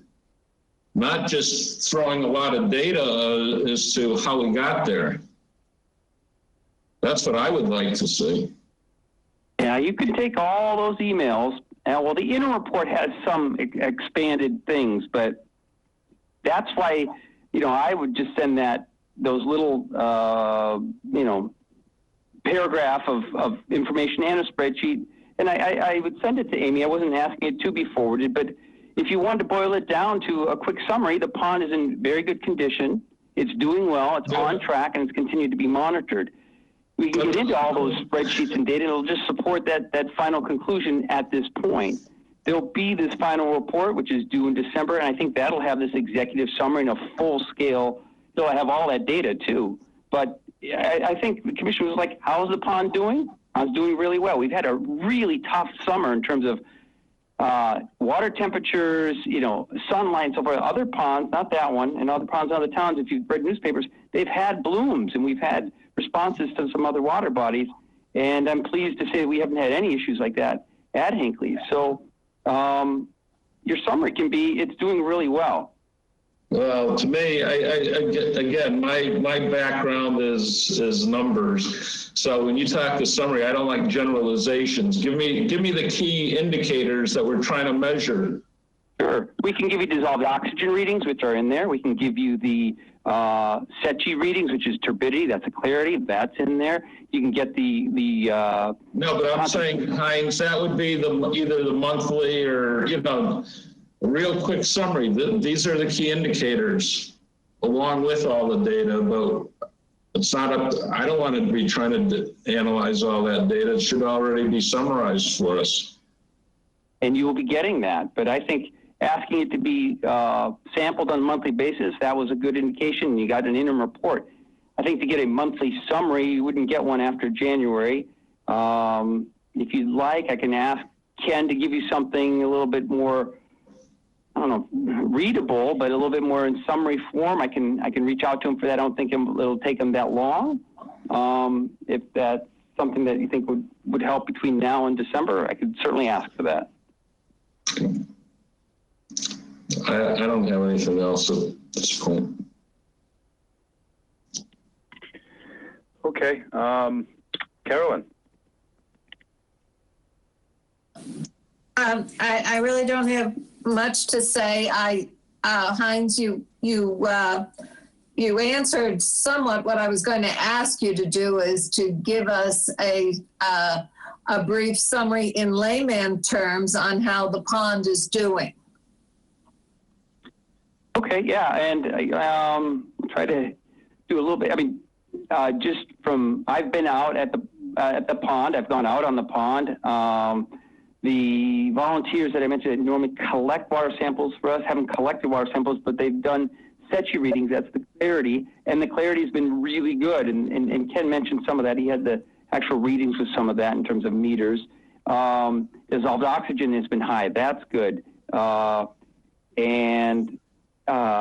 Standing at the water's edge, and then homeowners that are emailing me, thanking me, not me, but the town for doing that. And they're just, they've lived at the pond for more than a decade in some cases, and, haven't seen the pond in this good of condition the entire time they lived there. So, those are great. I can pass that on, but I understand that, that's, so what numbers go into that? So, to find a good balance between providing you with spreadsheets of data and then just saying, hey, pond looks great, end of story, there's got to be a middle ground to that. And I think, and Ken Wagner's really good at that interim report that he did after the month, I think it was December or January, that has some of that.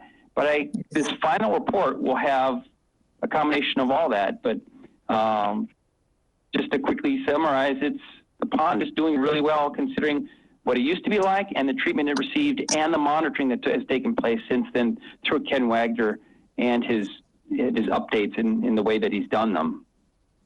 Okay, so you feel that the clarity has increased, the oxygenation has increased. We have no algae blooms, and there were very few dead fish this year.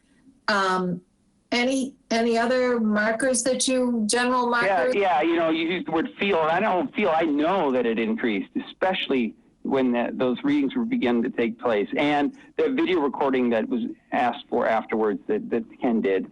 So yeah, no calls of any blooms, no calls of any fish kills. I've walked on the bike trail more than once. I've gone out on the pond.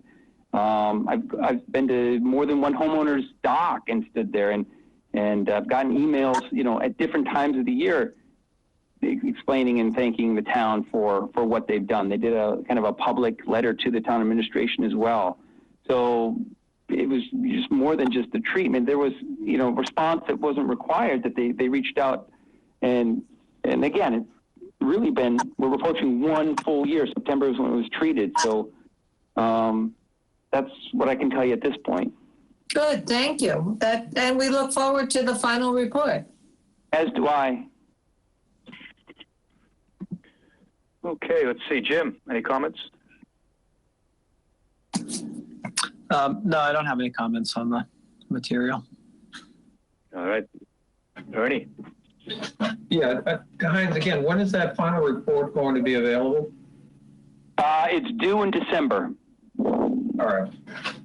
So how long? I will reach out to Ken Wagner and see if he can give me maybe a page summary up to now based on its monthly reports, just generally, how that treatment took place and what he's seen in the winter, in the spring, and this summer, maybe a page, kind of a preview of what his final report might include. Now I'll pass that on to Amy, and that way you can get something a little bit sooner than December. And then again, we'll brought all this up today was the management plan. I still think that you know, it's required to be done, but, you know, it can take different shapes, but it has to be, I want to put something out that then can be delivered upon, and that, you know, be based upon, well, if it's budget required, that's a different thing, but if we can put together language that it will be managed in such a way that includes the following kind of thing. And I mean, with Amy, I can work with maybe an outline or I mean, we're not reinventing the wheel here. I mean, there's plenty of management plans that have done for water bodies, and I don't think it would be much different than that. So we should be able to expect then, I assume in January, to have a presentation on the results from the final report? If you would like one, yes. Well, I think we need one. I mean, we've spent a lot of money for this, and I think that we need to have a public presentation on what the results were for all these funds that have been spent to address the issues in this pond. And I guess what I would expect in the presentation would be you know, a baseline, of course, showing where the pond was when we started this, what our targets were as far as the application of the aluminum treatments, and then finally what the final results were as of the January data that we get. So we can have points to look at and determine what the success was of this, and whether it was money well spent or money that we don't want to repeat, that sort of thing. Yep, that's a very valid request, and I'm sure that can be, you know, put together based upon, you know, that final report, or, you know, leading up to it, I can certainly ask him to put it in such a form. And I mean, early indications are, yeah, that it was money well spent. I can tell you that. Yeah, and I don't necessarily see the need to have interim reports between now and December or January. But I think the critical presentation would be that one based on the final results. Absolutely, and then that kind of final caveat of, okay, and where do we go from here, and how much sampling is done on top of what we were already planning to do. It was always one of our ponds with, you know, nitrogen and phosphorus and chlorophyll, phaeophyte, and that kind of stuff, dissolved oxygen, which is kind of parameters we were always sampling before it required a treatment in that sense. But we might want to include a couple other things because it was treated, as in terms of maybe a benthic sample. That's one thing I was thinking of. That's the bottom sample of the phosphorus concentration at that time. But your first request in terms of how it's put together, you know, before, during, and after, and where do we stand, very valid, and I would expect that to be covered. Okay, so Amy, you can put that on our agenda for sometime in January. And you and Heinz. Actually, I made a note. Okay. Although, because if I don't write it down, it doesn't get remembered. Terrific. That's all I had. All right. All right, good. Well, thank you all, and I would say that meeting in January will help us launch into, I think, a good discussion on the management plan. Mr. Chairman. Yes, sir. Can I just make a request? Sure. To Heinz in particular. Since the order of conditions called for monthly reporting to the Conservation Commission, and as far as I know, we, the commissioners anyway, did not receive any monthly reporting. My request would be that, and I also think that, you know, Stan's point about wanting some summary top level but numerical result strikes me as sort of a difficult thing. That is, I don't see what there is between the qualitative summary of the result that Heinz is giving us and the detailed, you know, spreadsheet, multiple depths, multiple dates, multiple positions in the pond, all that information. I'm just requesting that we get a very short summary of the dates on which the testing was done throughout the year, like just a list. And then to go with that list, presumably there's an Excel file for each one of those dates with all the data that was collected on those dates. And if we could just get the Excel file with a list of the dates that those things clearly labeled so we know what date each of the spreadsheets applies to, if we could just get that information for the moment while we're waiting for the whole roll-up. Doesn't strike me that that would require a lot of extra work, but it would be something for us to look at, to understand and try to digest that information. Anyway, that's what I'd like to see. Yep, understood. That's very fair, and I think your conclusion, but I don't think that's a very labor-intensive thing to do, because I'm sure it's all recorded like that already, because that's what's going to be building into that final report. But I'll ask for a summary of the days, the specific dates that were out, and kind of the work that was done, and then a summary paragraph or two of how that's progressed and where we are. And as soon as I get that, I'll forward it to Amy, which can come to the commission. And again, the previous person asked about the report. As soon as I or the town gets that final report, I will immediately forward it to you as well. Thank you. Mr. Members of the audience. Would someone like to speak on this topic from members of the audience? I would, if I could. I'm Stan Salko. I live across the street from the ponds, and I'm probably on the ponds more than about half the mornings of the year. Almost every morning for 6 months. I'm not a limnologist. I don't know about the measurements. I can only speak for one thing, which is obvious going back in time, is the clarity. The clarity, in all the neighbors talk about the clarity, which is one measure, only one measure of health. The clarity is wonderful now. It's really shocking. And everyone around the pond, and I see them when I paddle around in the morning, everyone's really impressed going back in time. I don't know the other measurements. I've been involved in the past doing sampling of waters. I delivered times. I've done century readings, and which measures clarity, sorry.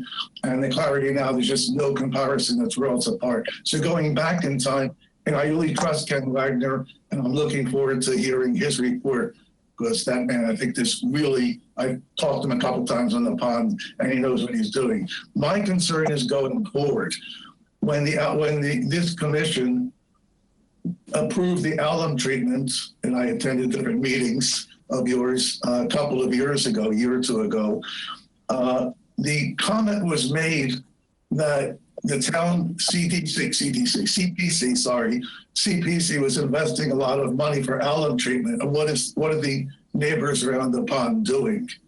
And I think that's one of the reasons the order of conditions was put in, to make sure that the neighbors around the pond are doing something to try to keep the clarity. In the 2012 report, it said that 48% of the phosphorus, which contributes to the cyanobacteria bloom, 48% was legacy phosphorus in the sediment, and the alum would wipe most of that out.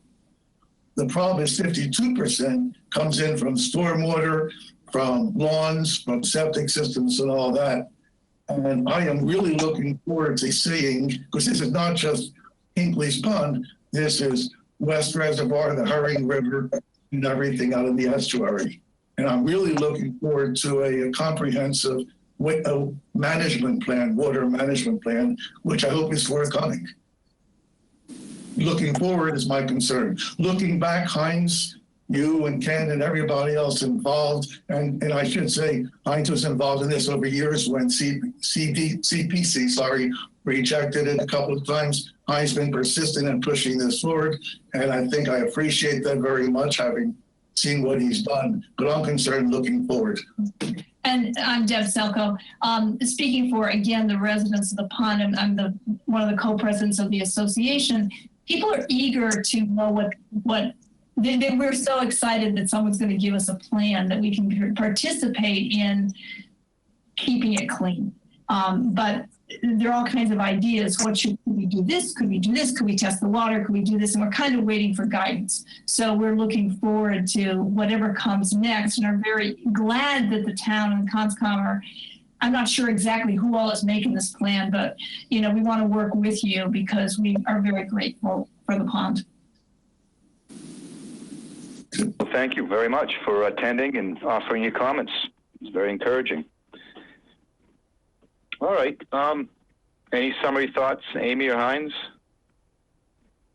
I was just going to throw in, with the new school being built, that is a positive effect on the pond. The way they are, the high school there, the tech school, Yeah, they're already doing things that are beneficial for the water flow and the I don't know if Amy has some more detail of that, but that, I was going to say something that has occurred since the treatment and what the pond was undergoing in years past, that was a beneficial advantage, good step to take, the way they are, their impact is much less on the pond than the old school was. Okay, well, I guess then we're all looking forward to seeing some reporting, both what John asked for as well as the final report, and then we'll have a nice presentation and public hearing on this around January. So I think we're all looking forward to that. And congratulations on a successful project. Mr. Chairman, may I speak again? Sure. We have not discussed tonight the watershed management plan at all. It's not clear to me there's any plan in place for creating a watershed management plan. And I think that it's partly a political problem, because some of the things that need to be done are things that would probably need approval by the town as a whole. Limiting nutrient inputs into the pond by lawn treatments. The Conservation Commission has some limited ability to address that. So I think it's a bigger problem than anybody here on this call can really address. And so what I'm suggesting is that the Hinkley's Pond Coalition, if that's the name of your group, Stan and Deb, should be actively involved in this process, not just waiting for a result. I'm not sure, because you guys, from my point of view, are the most eager to have this thing in place. And since it's also a political issue, citizens have to be involved and actively engaged in promoting the cause. So, because again, we're just a small handful of people here. We can't change public opinion. So I would like to see a way to get you guys tied in with the Conservation Commission and the Director of Natural Resources to actively work on creating a plan. And I think the additional energy that you might, I'm hoping or thinking you would bring to such a project would probably make it happen a lot faster. And it's Heinz Prof again. The homeowners, and they're still listening, I'm sure, their message basically is they are ready, willing, and able, and eager to do so. They just want a little bit of guidance, a little bit more, what can we do? And I think that's a great suggestion, working with them as to what can be achieved.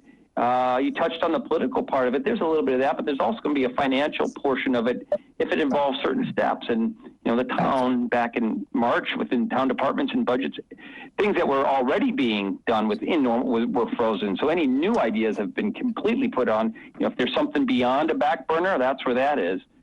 We have town meeting coming up September 26th, I think. That'll give us some indication going forward what we're going to be able to do. But it won't stop us from creating the management plan. It's just how we structure that and word that and work with the homeowners and fulfill conservation's kind of desire or request for certain aspects of it. Maybe that comes from that final report. Maybe there's some things that are still a question or perhaps have reached like specific goals like that. And if there's money spent, that it is spent wisely in terms of the pond going forward, because of what was already spent was quite an amount.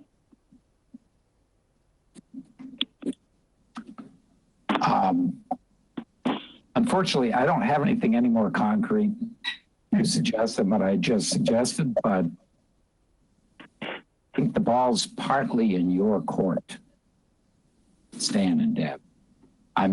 Just in terms of getting enough drive to get this going and get it real, addressing some of the issues like too much fertilizer on people's lawns. That's a definite issue, as you were saying. There's also the sewering issue, which is a separate one, but I think a management plan has to address that issue. True. Sorry.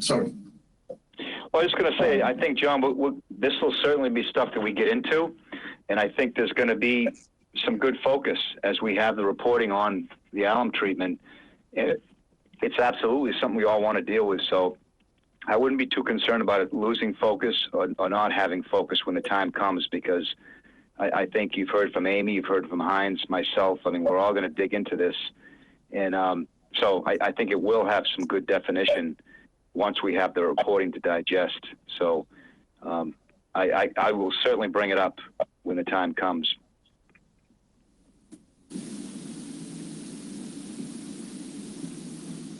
Go ahead, Stan, I think you had a comment.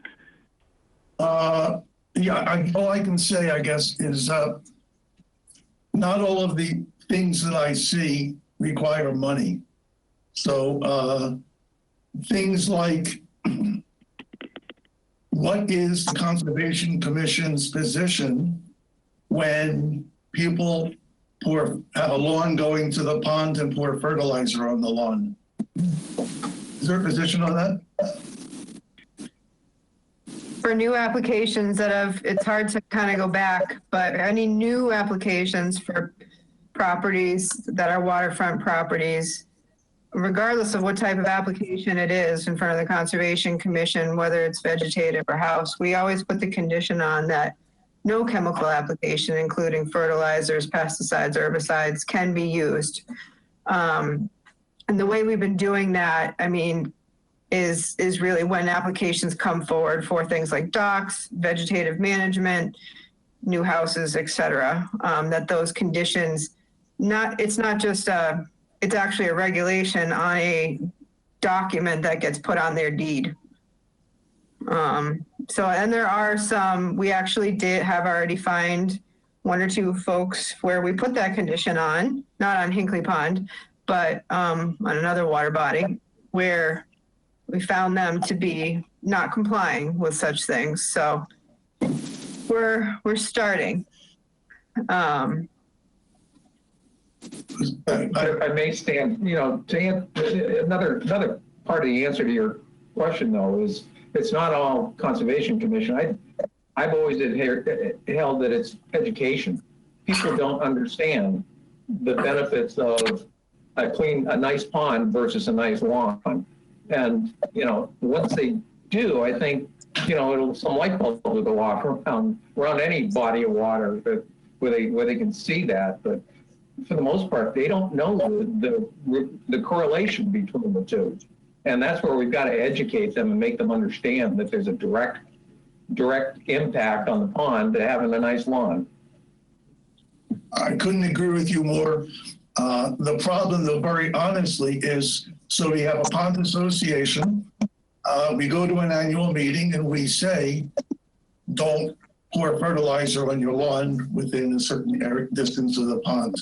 Why not? What are the rules? What are the rules we're violating? So Amy told us, I would like to, if we could find them written online and we can present them to our association, that would be a really helpful thing to us. I would really love to see that. Sure. I don't think we have rules for existing properties that don't come before the commission. You would need like a general town, you would need a bylaw really to address that. And we don't have that.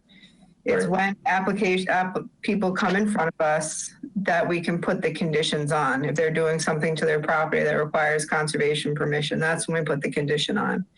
We would need a town bylaw. And I know the health department is interested in helping create a town-wide bylaw about fertilizers.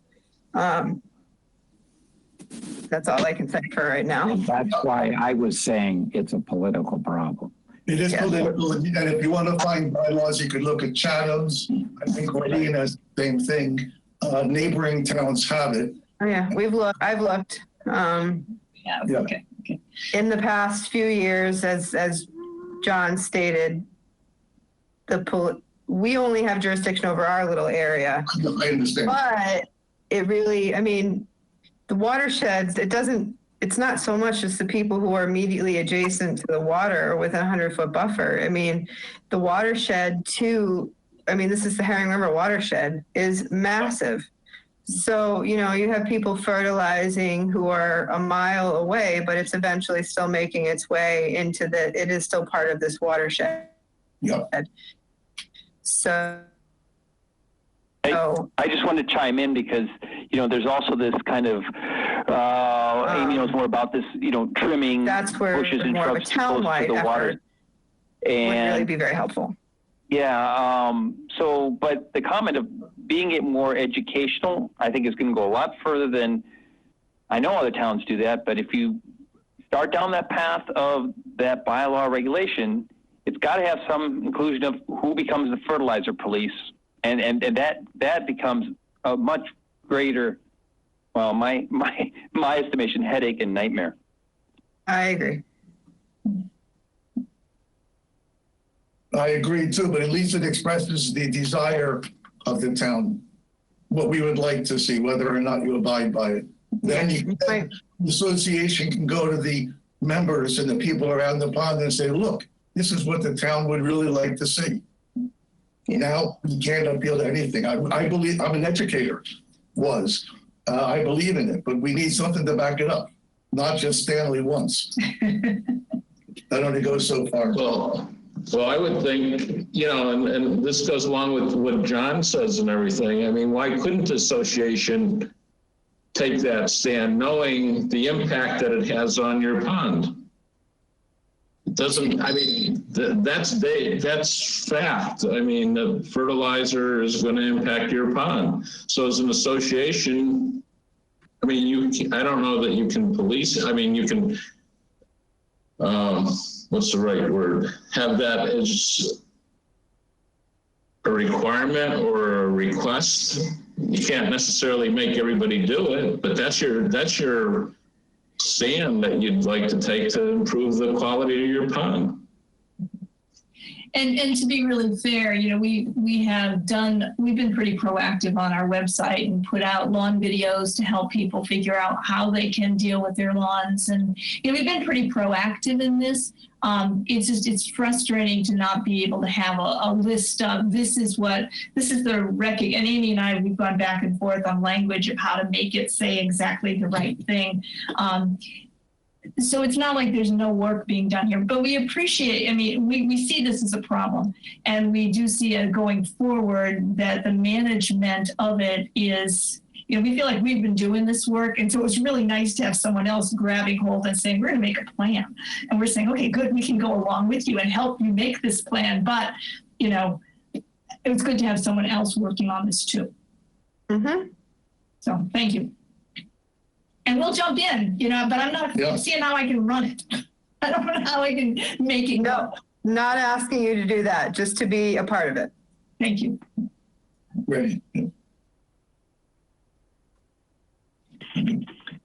All right, any further comments on this? We're certainly going to revisit this later this winter. All right, well, thank you all for that discussion. It was very good. Thank you. Thanks, Heinz. Thank you, everybody. Good night. Yeah, thank you. Night. Good night. Okay, we have one more agenda item, Amy, or are there other things to talk about? Hold on. We have the discussion of the management options for the Herring River Boggs. And then if you want, before we get into that, we can do, I have an announcement about town meeting items that is unfortunate. And then we could do, if you wanted, we could do minutes and then end with the management plan options. It's up to you. Yeah, I'd rather, let's see, let's save minutes for the last. And if you want to have an announcement on the town meeting, that's fine for right now. Okay, so town meeting is Saturday, September 26th at 10 a.m. outside at the high school. I hope you all come. The town has put a good plan together about how to keep people safe, as safe as possible. So we originally had 3 items on town meeting. The first being a CPC request for $20,000 for helping us manage our conservation lands. And that is still going forward. That is still on the town warrant. So over the past few weeks, the Board of Selectmen have had a lot of meetings about what exactly they're going to put on that warrant, because they did not want to have as big of a warrant as we typically would in May. And they want to get through the important things, the financials of town meeting, but not have people necessarily be there all day. They want to decrease the risk, and they also want more, people to show. They don't want things that are controversial, and I understand that. But John and I were on the selectmen meeting Monday night, and they have elected not to put the bylaw changes regarding not just in lieu fees, wetland size requirements, things like that. They've elected not to put that on the warrant. So they did not recommend, not only did they not recommend it or make a vote on it, they said another time they want to do that at the next town meeting. Then they also, they have elected not to put any changes to any revolving funds on the town meeting warrant. And that would be for the inclusion in our revolving fund for the acceptance of in lieu fees. So I just wanted to let you know, I feel like we did everything we could, but due to factors we couldn't really control, it looks like we're only going to town meeting for conservation for the CPC article request. But on the bright side, it is already September, and May is not that far off. So just wanted to let you know what has evolved over the past few weeks.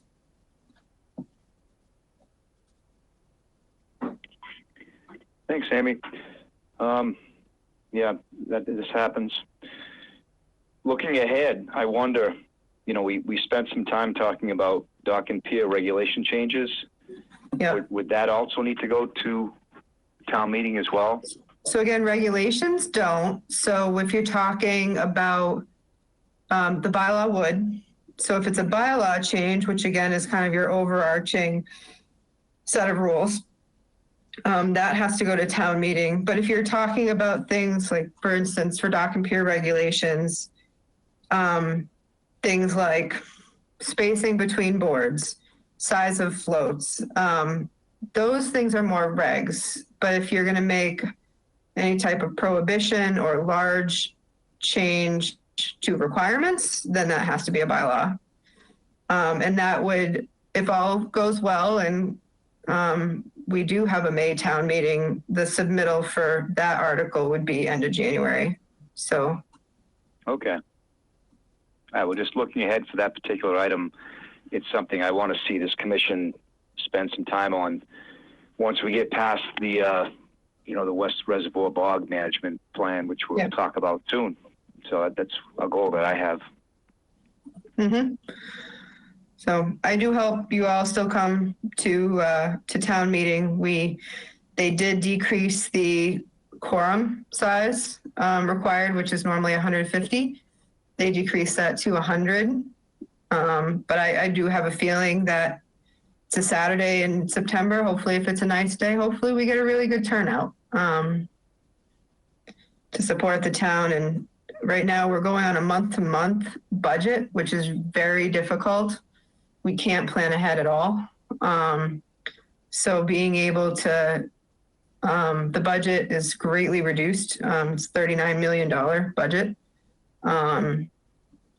Being able to go forward and resume somewhat normal operations would be really great. Don't worry, this is just seltzer. Thanks, Amy. All right, any comments on that particular item there? All right, well, seeing none, let's move on to the bog management plan. So I drafted a series of options that came out of our previous discussions, and submitted that for all you folks to review and offer any edits. And what I'm hoping will happen is that we will finalize those options, and then Amy will include them in an overall plan update of the bog management plan. And then that will be the basis for going to a public hearing in which we'll air this to the public and we'll have a vote on what the future option will be. So I hope that's all clear. I mean, we've been talking about that path for a while. And so what I'd like to ask tonight is, are folks okay with the language that was submitted back in July? And do folks have any other comments to offer Amy on other components of the management plan, which deals with everything? So my thought is we finalize the language for the options very soon. And then I'll ask Amy if she thinks it's a good approach then to bring that into the plan update, and then we'll all get a chance to review the plan update later on. Is that your thought as well, Amy? Yeah, at the last meeting we had on this, you presented the commission with your draft, which I had made minor edits to, suggestions, and the question, or directed the board members to sit down with it, think about it, make any, consider any edits you may want to consider in preparation to have a meeting like this, to be able to discuss those. So if people need, I don't know if people have done that, people need a little more time. I mean, that would be the directive, is to see if there was more edits, if you're comfortable with the options, et cetera. And that way, if I know, if it's, you give me a little direction so I can come up with a final document that we can have a public hearing on for this. Mm-hmm. Is your draft with your edits, is that in Dropbox right now? Hold on. I'm looking. There was one in there with yellow highlighting. Yeah, it's the yellow.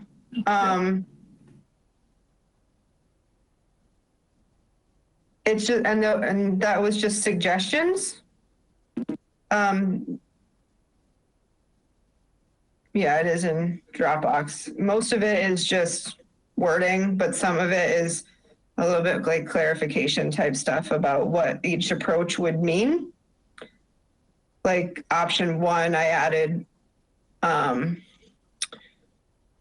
this approach, it could say could require, but requires hydrologic, soil, flora, and fauna studies that would likely be done by an outside consultant. The goal would be to restore the altered bog area back to the state it was in prior to bog creation, something like that. Mm-hmm. So I added that just to kind of let people know what exactly that would mean. Right, that's a good point. And then on all I did for your bog site objectives, I made a map called Boggs A, B, C, D. That way it was hopefully clear, very clear about what management options you were talking at each one. And I need to go through this again as well. Right. But I'm happy to take I'm ready to take notes. So give me stuff. Yeah. Well, let's, I'll run through everybody and just see where they are with this, because I would love to see this, get to a point where we can have that public hearing fairly soon. We've got a pretty busy one in October, I think. And soon after that, I'd like to get this up on the agenda. So, John, what are your thoughts? Are you good to go with the present language? Do you want to review it a little bit more? I don't have any problem with the current language. I guess, I don't know, I don't want to get too bogged down, but I just option 1 confuses me a little bit, because I don't know how anybody knows what it was before it became a cranberry bog. And maybe that's your point, Amy, about requiring all those other studies.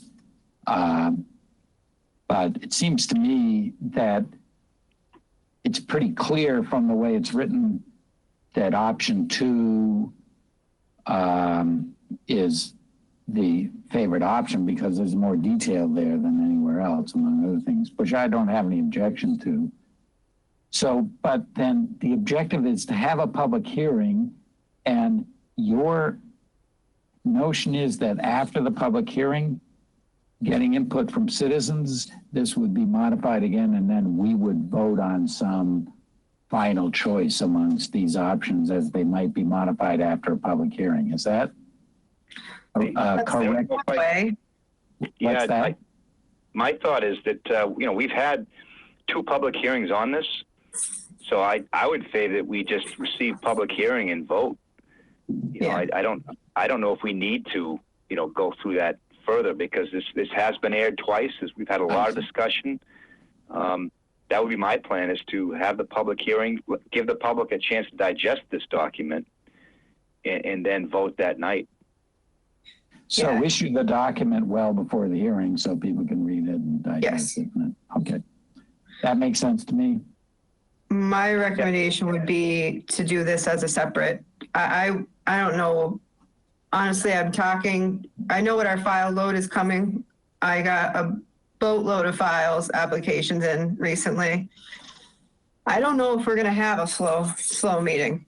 So my recommendation would most likely, sorry, the cat's crying. My recommendations might just be to have a separate meeting just for this, public hearing just for this, and not lump it with the rest of our other meetings. I just don't know if we're going to have a quiet one for a while. Okay, so that makes sense to me.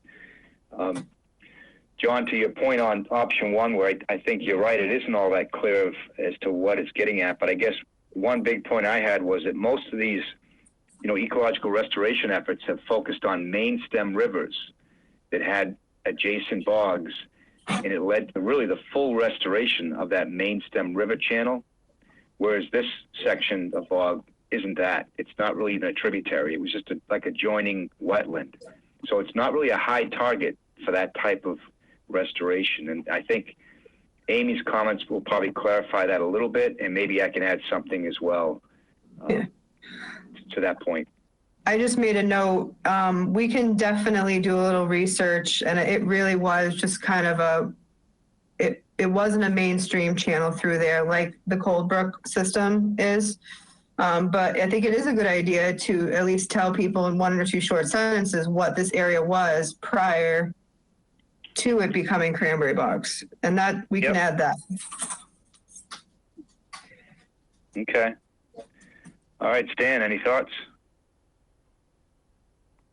Yeah, I don't have any problems with what we have right now. I guess I do have a couple of questions though. If we present this to a public meeting, are we going to have our recommendation?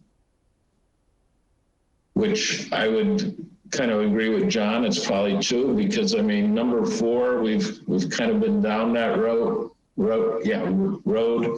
And I know with Mark's comments and everything, he doesn't think that's really a viable alternative anymore. 3, I'm a little bit concerned with getting into this short, I mean, the part about harvesting the plants, I understand, but these other things being a short term over 5 years, I'm not sure how good that is. And then of course we just talked about number 1.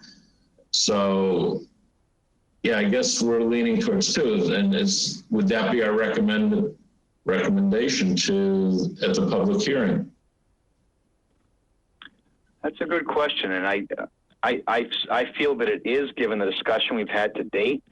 I guess I'll defer to Amy on whether she thinks that's a good way to present alternatives with a clearly defined preferred alternative. I think you kind of treat it like, how consultants do these alternative analyses for, say, work in the 50-foot. I mean, they give you alternatives, and then they say this is the preferred option. I would treat it the same way. But it's hard because we kind of haven't taken a vote on or done anything about is this definitely our preferred option? I mean, we've all talked about it and it seems to be, but do we want to formally come out? How do we want to formally come out and say that, you know?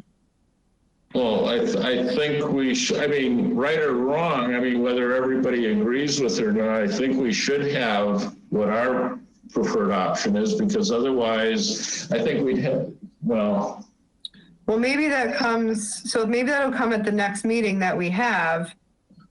I think we the need final draft, if you will.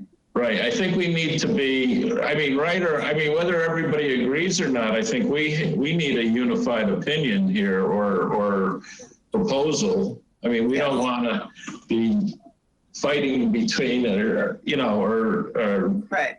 Yourselves. At a public hearing. No, you don't want that. Yeah, Stan, I mean, it's okay if there's dissent. I mean, I think, you know. Oh, I agree. I'm just saying.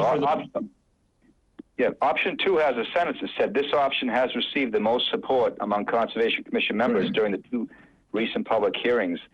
I think that's a valid comment to make, and maybe Amy can think about that as she works on this further on how to clarify that. But I'm comfortable having the presentation at a public hearing and then going around the table, and everybody will then voice how they feel. And so, you know, that will happen, and that's the way it should happen.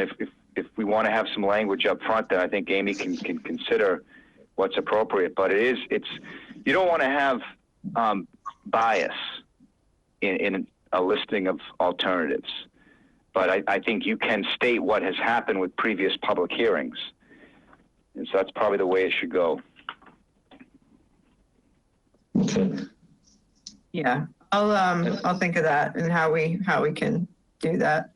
You don't want to go into a public hearing too with it completely wide open necessarily, because then there's no organization to the meeting. There's nothing guiding the hearing. It's all over the place. So I think a statement saying that thus far the discussion has, you know, it seems like option whatever seems to have the most favor. And then we go through the options and then, yeah, I think you got to guide the conversation. I agree. Thinking back to dogs in Thompson's Park, that's probably a good idea. That was a mistake, but we learned.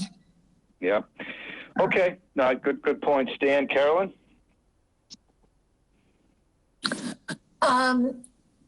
I think the language is good the way it is. I may be a little confused. The article in the Globe the other day on cranberry bogs being naturalized confused me. I got the impression from the article that the U.S. Department of Agriculture has given the state of Massachusetts, and only recently in April, a grant of about $10 million to help cranberry bog owners convert to a natural habitat. And based on that article, it sounded to me like that was the preferred way to go from the Department of Agriculture and the state. Yeah, I haven't read that article, so I'm not sure. I mean, there's a large process occurring where they're looking for opportunities, but they're kind of cherry picking watersheds where they feel they can have full riverine restoration.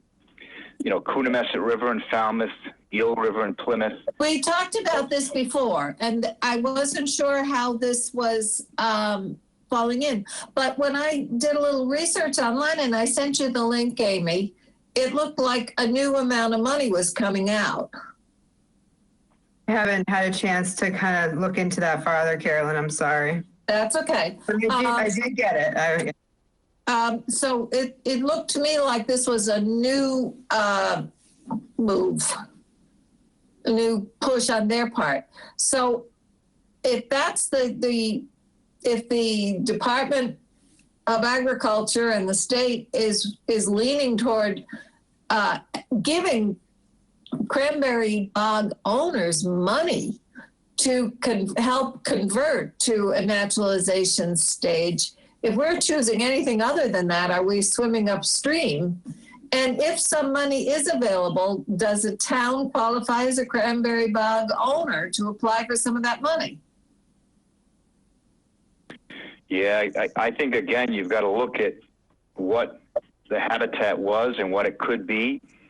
And to me, this isn't on a list of likely candidates. Colebrook, down off Bank Street fits. But that's going to need $2 million. So, you're going to have a lot of sites in Massachusetts that want that money. Oh, I agree. 10 million didn't sound a lot of money to me. No, the article was interesting, and I didn't know how that fit into what we've been talking about. Yeah, I think it does, and it kind of shows the trend that's occurring, and larger government agencies are looking at funding, restoration of these habitats. So I think it's interesting, and we absolutely should have that option on. We do. I just don't know if this is going to translate to a site you want to put $500,000, $1 million into for that type of restoration. I certainly, I would think that, the taxpayers of Harwich would want to be sure. I think that program comes with a 25% match, I believe, the local match. So, that's part plus, I already had Department of Ecological Restoration from the state out there in the past, and they pretty clearly told me that it's because it's not a riverine and large water restoration that it wouldn't be a top priority. Qualify anyway. Well, it just wouldn't be a top priority at the time. So, what was I just going to say? I forget. Sorry. But I was also using that as an example of it. It appears that that's the trend. That the article started out saying what low prices cranberry growers were getting, how the growers are giving up and their families don't want to continue, and how do they transform it into an open space. Yeah. There is, I don't know if it's the same article. No, I don't think so. I got an email from another citizen in the town, and I believe she wrote an article that's going to be in the Chronicle tomorrow about cranberry bogs. So okay, we'll look for that. This was just 2 days ago, I think. Yeah, no, this was a individual in town who wrote about this, in particular about the project for the bogs that abut Hinkley Pond. That, yeah. Interesting. So, we'll leave it at that. Okay, Jim, any comments?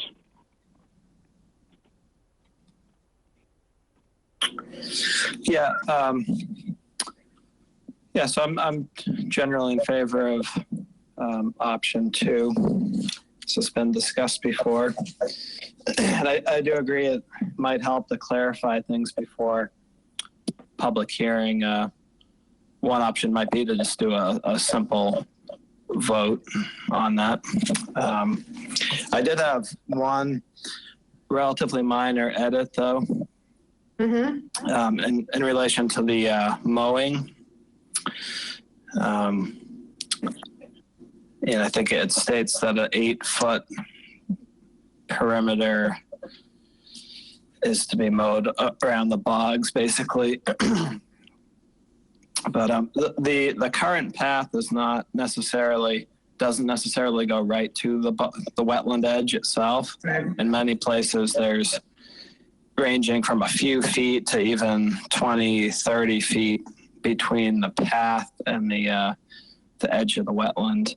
Mm-hmm. And I think moving forward, that's a nice thing to not be mowing, particularly during the growing season or before November 1st. Mm-hmm.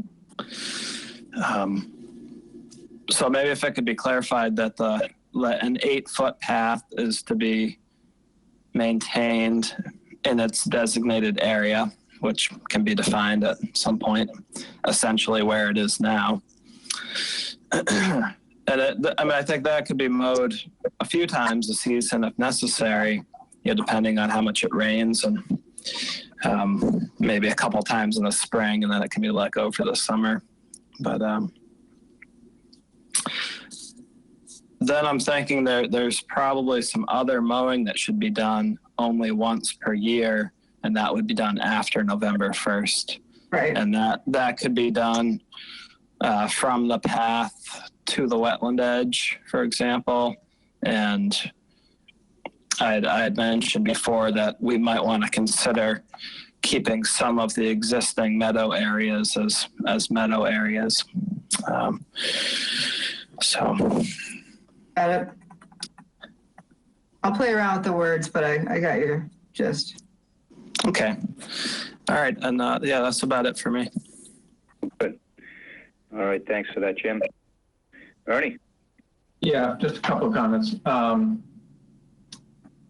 Under option 2, on the second page, we talk about this being a low-cost option.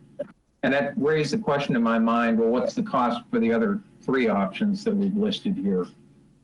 Or can we come up with any sort of estimation of which ones might be more costly than the other ones? I don't know if we could come up with a dollar amount, but we could say, okay, so option 2 would require X, Y, and Z, but option 1 would require a consultant, would require these other things that actually cost money, whereas maybe option 2 doesn't. So I don't know if we can, I don't think we can assign or estimate a value. Maybe just take that out then, maybe. Take out the reference for the low-cost option. It's not a bad idea. And then the only other comment I had was under option 3, we talked about harvesting the cranberry plants. And it struck me that that's also viable for options 1 and 2 as well. So you might want to put a parenthetical there that says, this would also be allowable or available under options 1 and 2.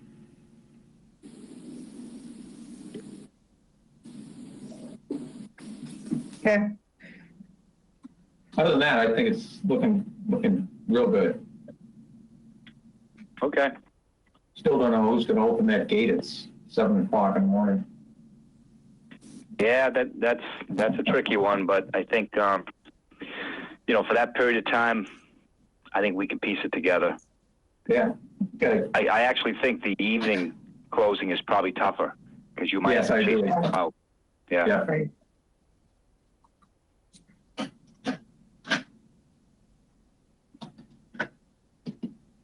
All right, so I guess it's in your hands, Amy, and I will do what I can. Okay, and I guess think about it if you do think we want to vote on this, because I was thinking we would vote on the overall, plan at the public hearing, and we will.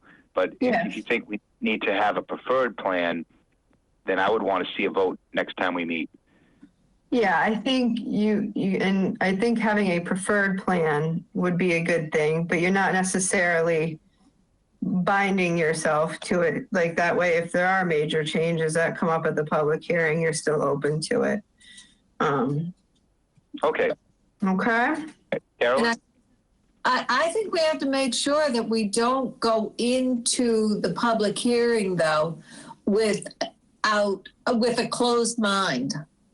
Yeah. And if we come in with a clearly preferred plan, we're saying, okay, this is what we want to do, but we're giving you a chance to change our minds. I don't think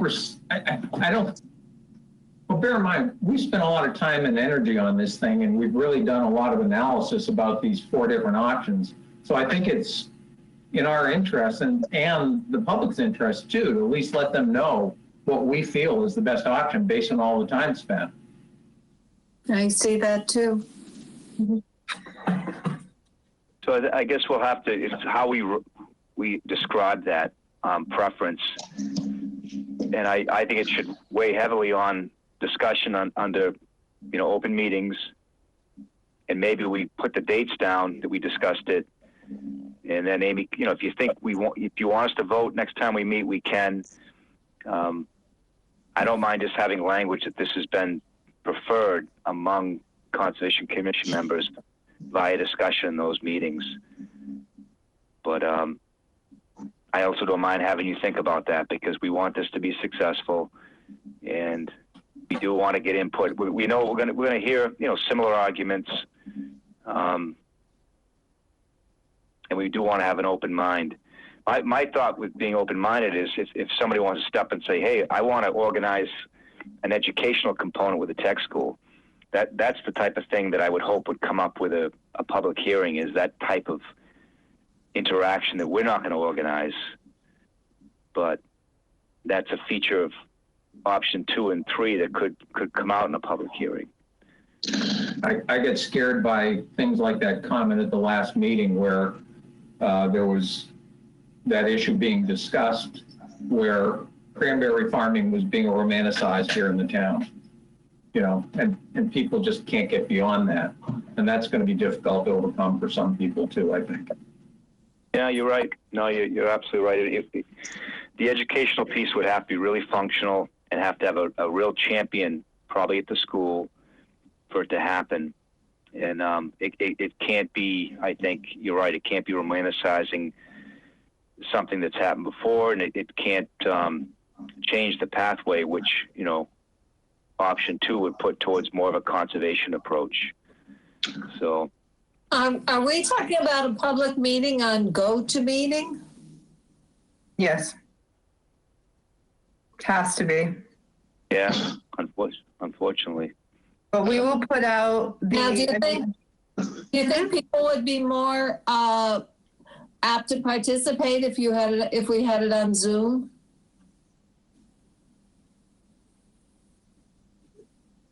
I mean, I've used both. I think they're both fine. About the same. They're both fine. It's both the same principle. You still use the same identification number going in, but people are more people use Zoom.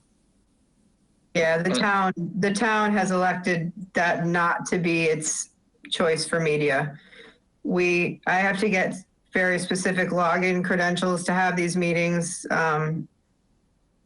I don't see the town going with a different module for a meeting. Okay. This is life. People have to get used to it because this is the way it's going to be. Oh, I absolutely agree on. We just have to. Just asking for the platform. I have a question. We have our public meeting.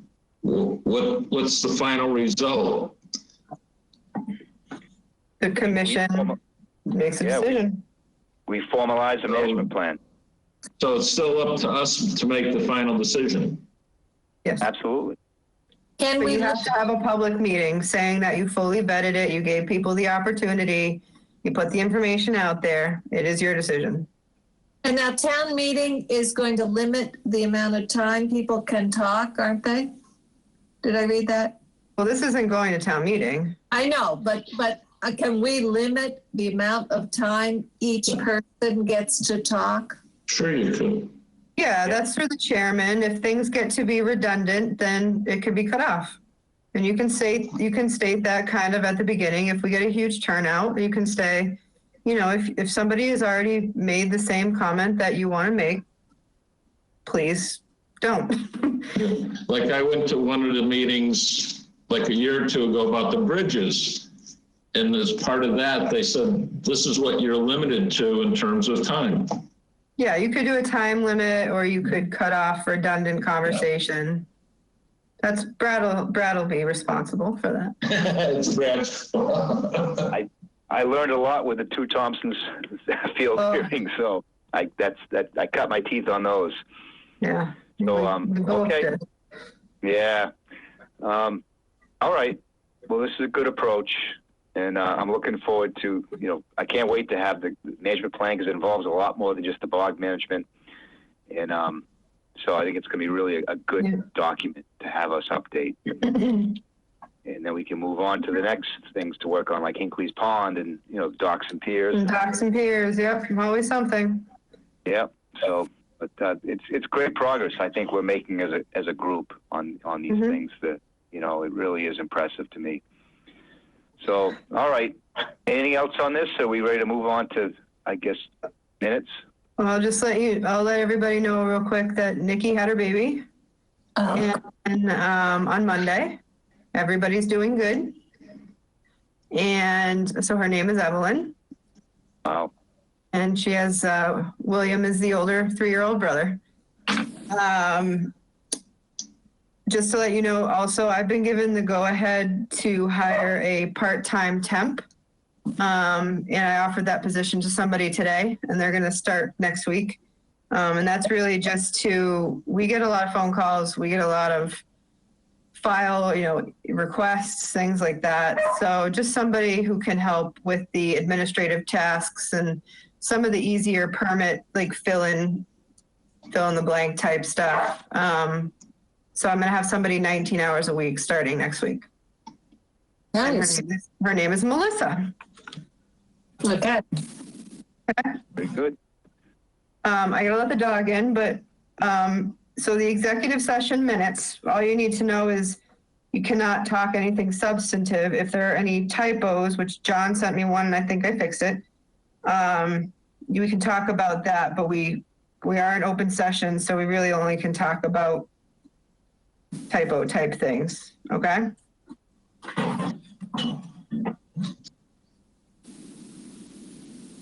I have no comments on the mittens, so I'm all set there. No comments from me. Yeah. So, John, you think we're not going to get together again, huh? What? You think we're not going to get together again as a group? It could be a while. It could be a while. We were together today. But I also think that people at this point are getting used to this way of having meetings, and it's going to be part of our lives even once COVID is over, because as much as some people don't like it, it has its conveniences as well. And sometimes it's hard to get together all together in one place. So and who knows how long COVID is going to take. I just think it's part of our daily lives these days, and we shouldn't get too hung up about having public meetings in this forum, because it's happened plenty and it's going to happen for a while still. So that's all I meant. I didn't mean to sound completely negative. No, you didn't. I don't think you did. Brad. What's that?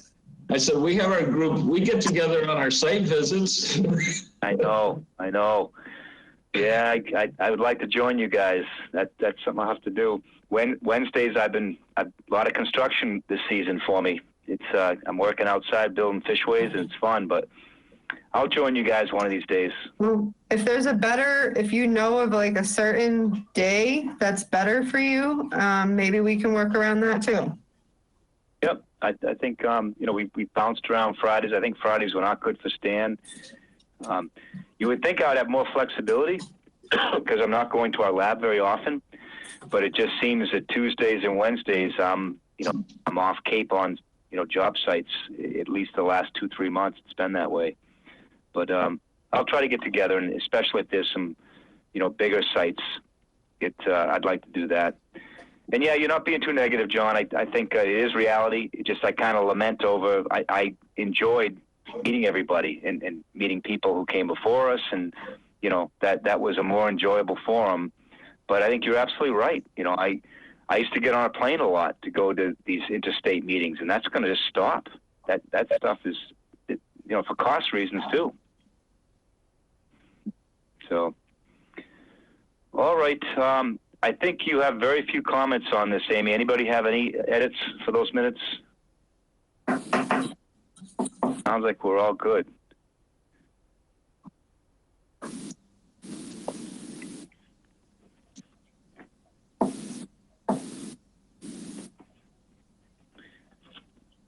So do we have a motion? Shall I make a motion to approve the minutes for what is the date? August 19th executive session. For the August 19th executive session. I'll second. Have a second. All right, seconded by Ernie. All those in favor say aye. Aye. Aye. Okay. Any last announcements or new business? Jim, good to have you here with us. How are things going? Oh, thanks. Yeah, good to be here. Surprisingly busy summer in the boating industry. Oh, the waterways are loaded with boats this year. It's crazy. So I can fix that. Apparently like a record year for boat sales. So. Wow. Boats and pools. That's what everyone wants. And bikes and kayaks and. That's a good thing. Yeah. Well, I don't mind adjourning if unless there's something else folks have. All right. Well, is there some way we can get something to Nick, or is that it? I don't know if there's a way we can just congratulate her. Can we end? No, and then that's not really conservation issues. Oh, yeah, we could. I mean, I'm happy to send a card on your behalf, or yeah, if you want to get off, if you wanted to send her a little gift, let me know. Can we make a motion? We can adjourn the meeting, and Caleb or Jamie can, Channel 18 can get off here, and you can tell me what you'd like me to do for her. Exactly. We can stay on. Okay. Well, I move that we adjourn the meeting. Second. Seconded by John. All those in favor say aye. Aye. This conference is no longer being recorded.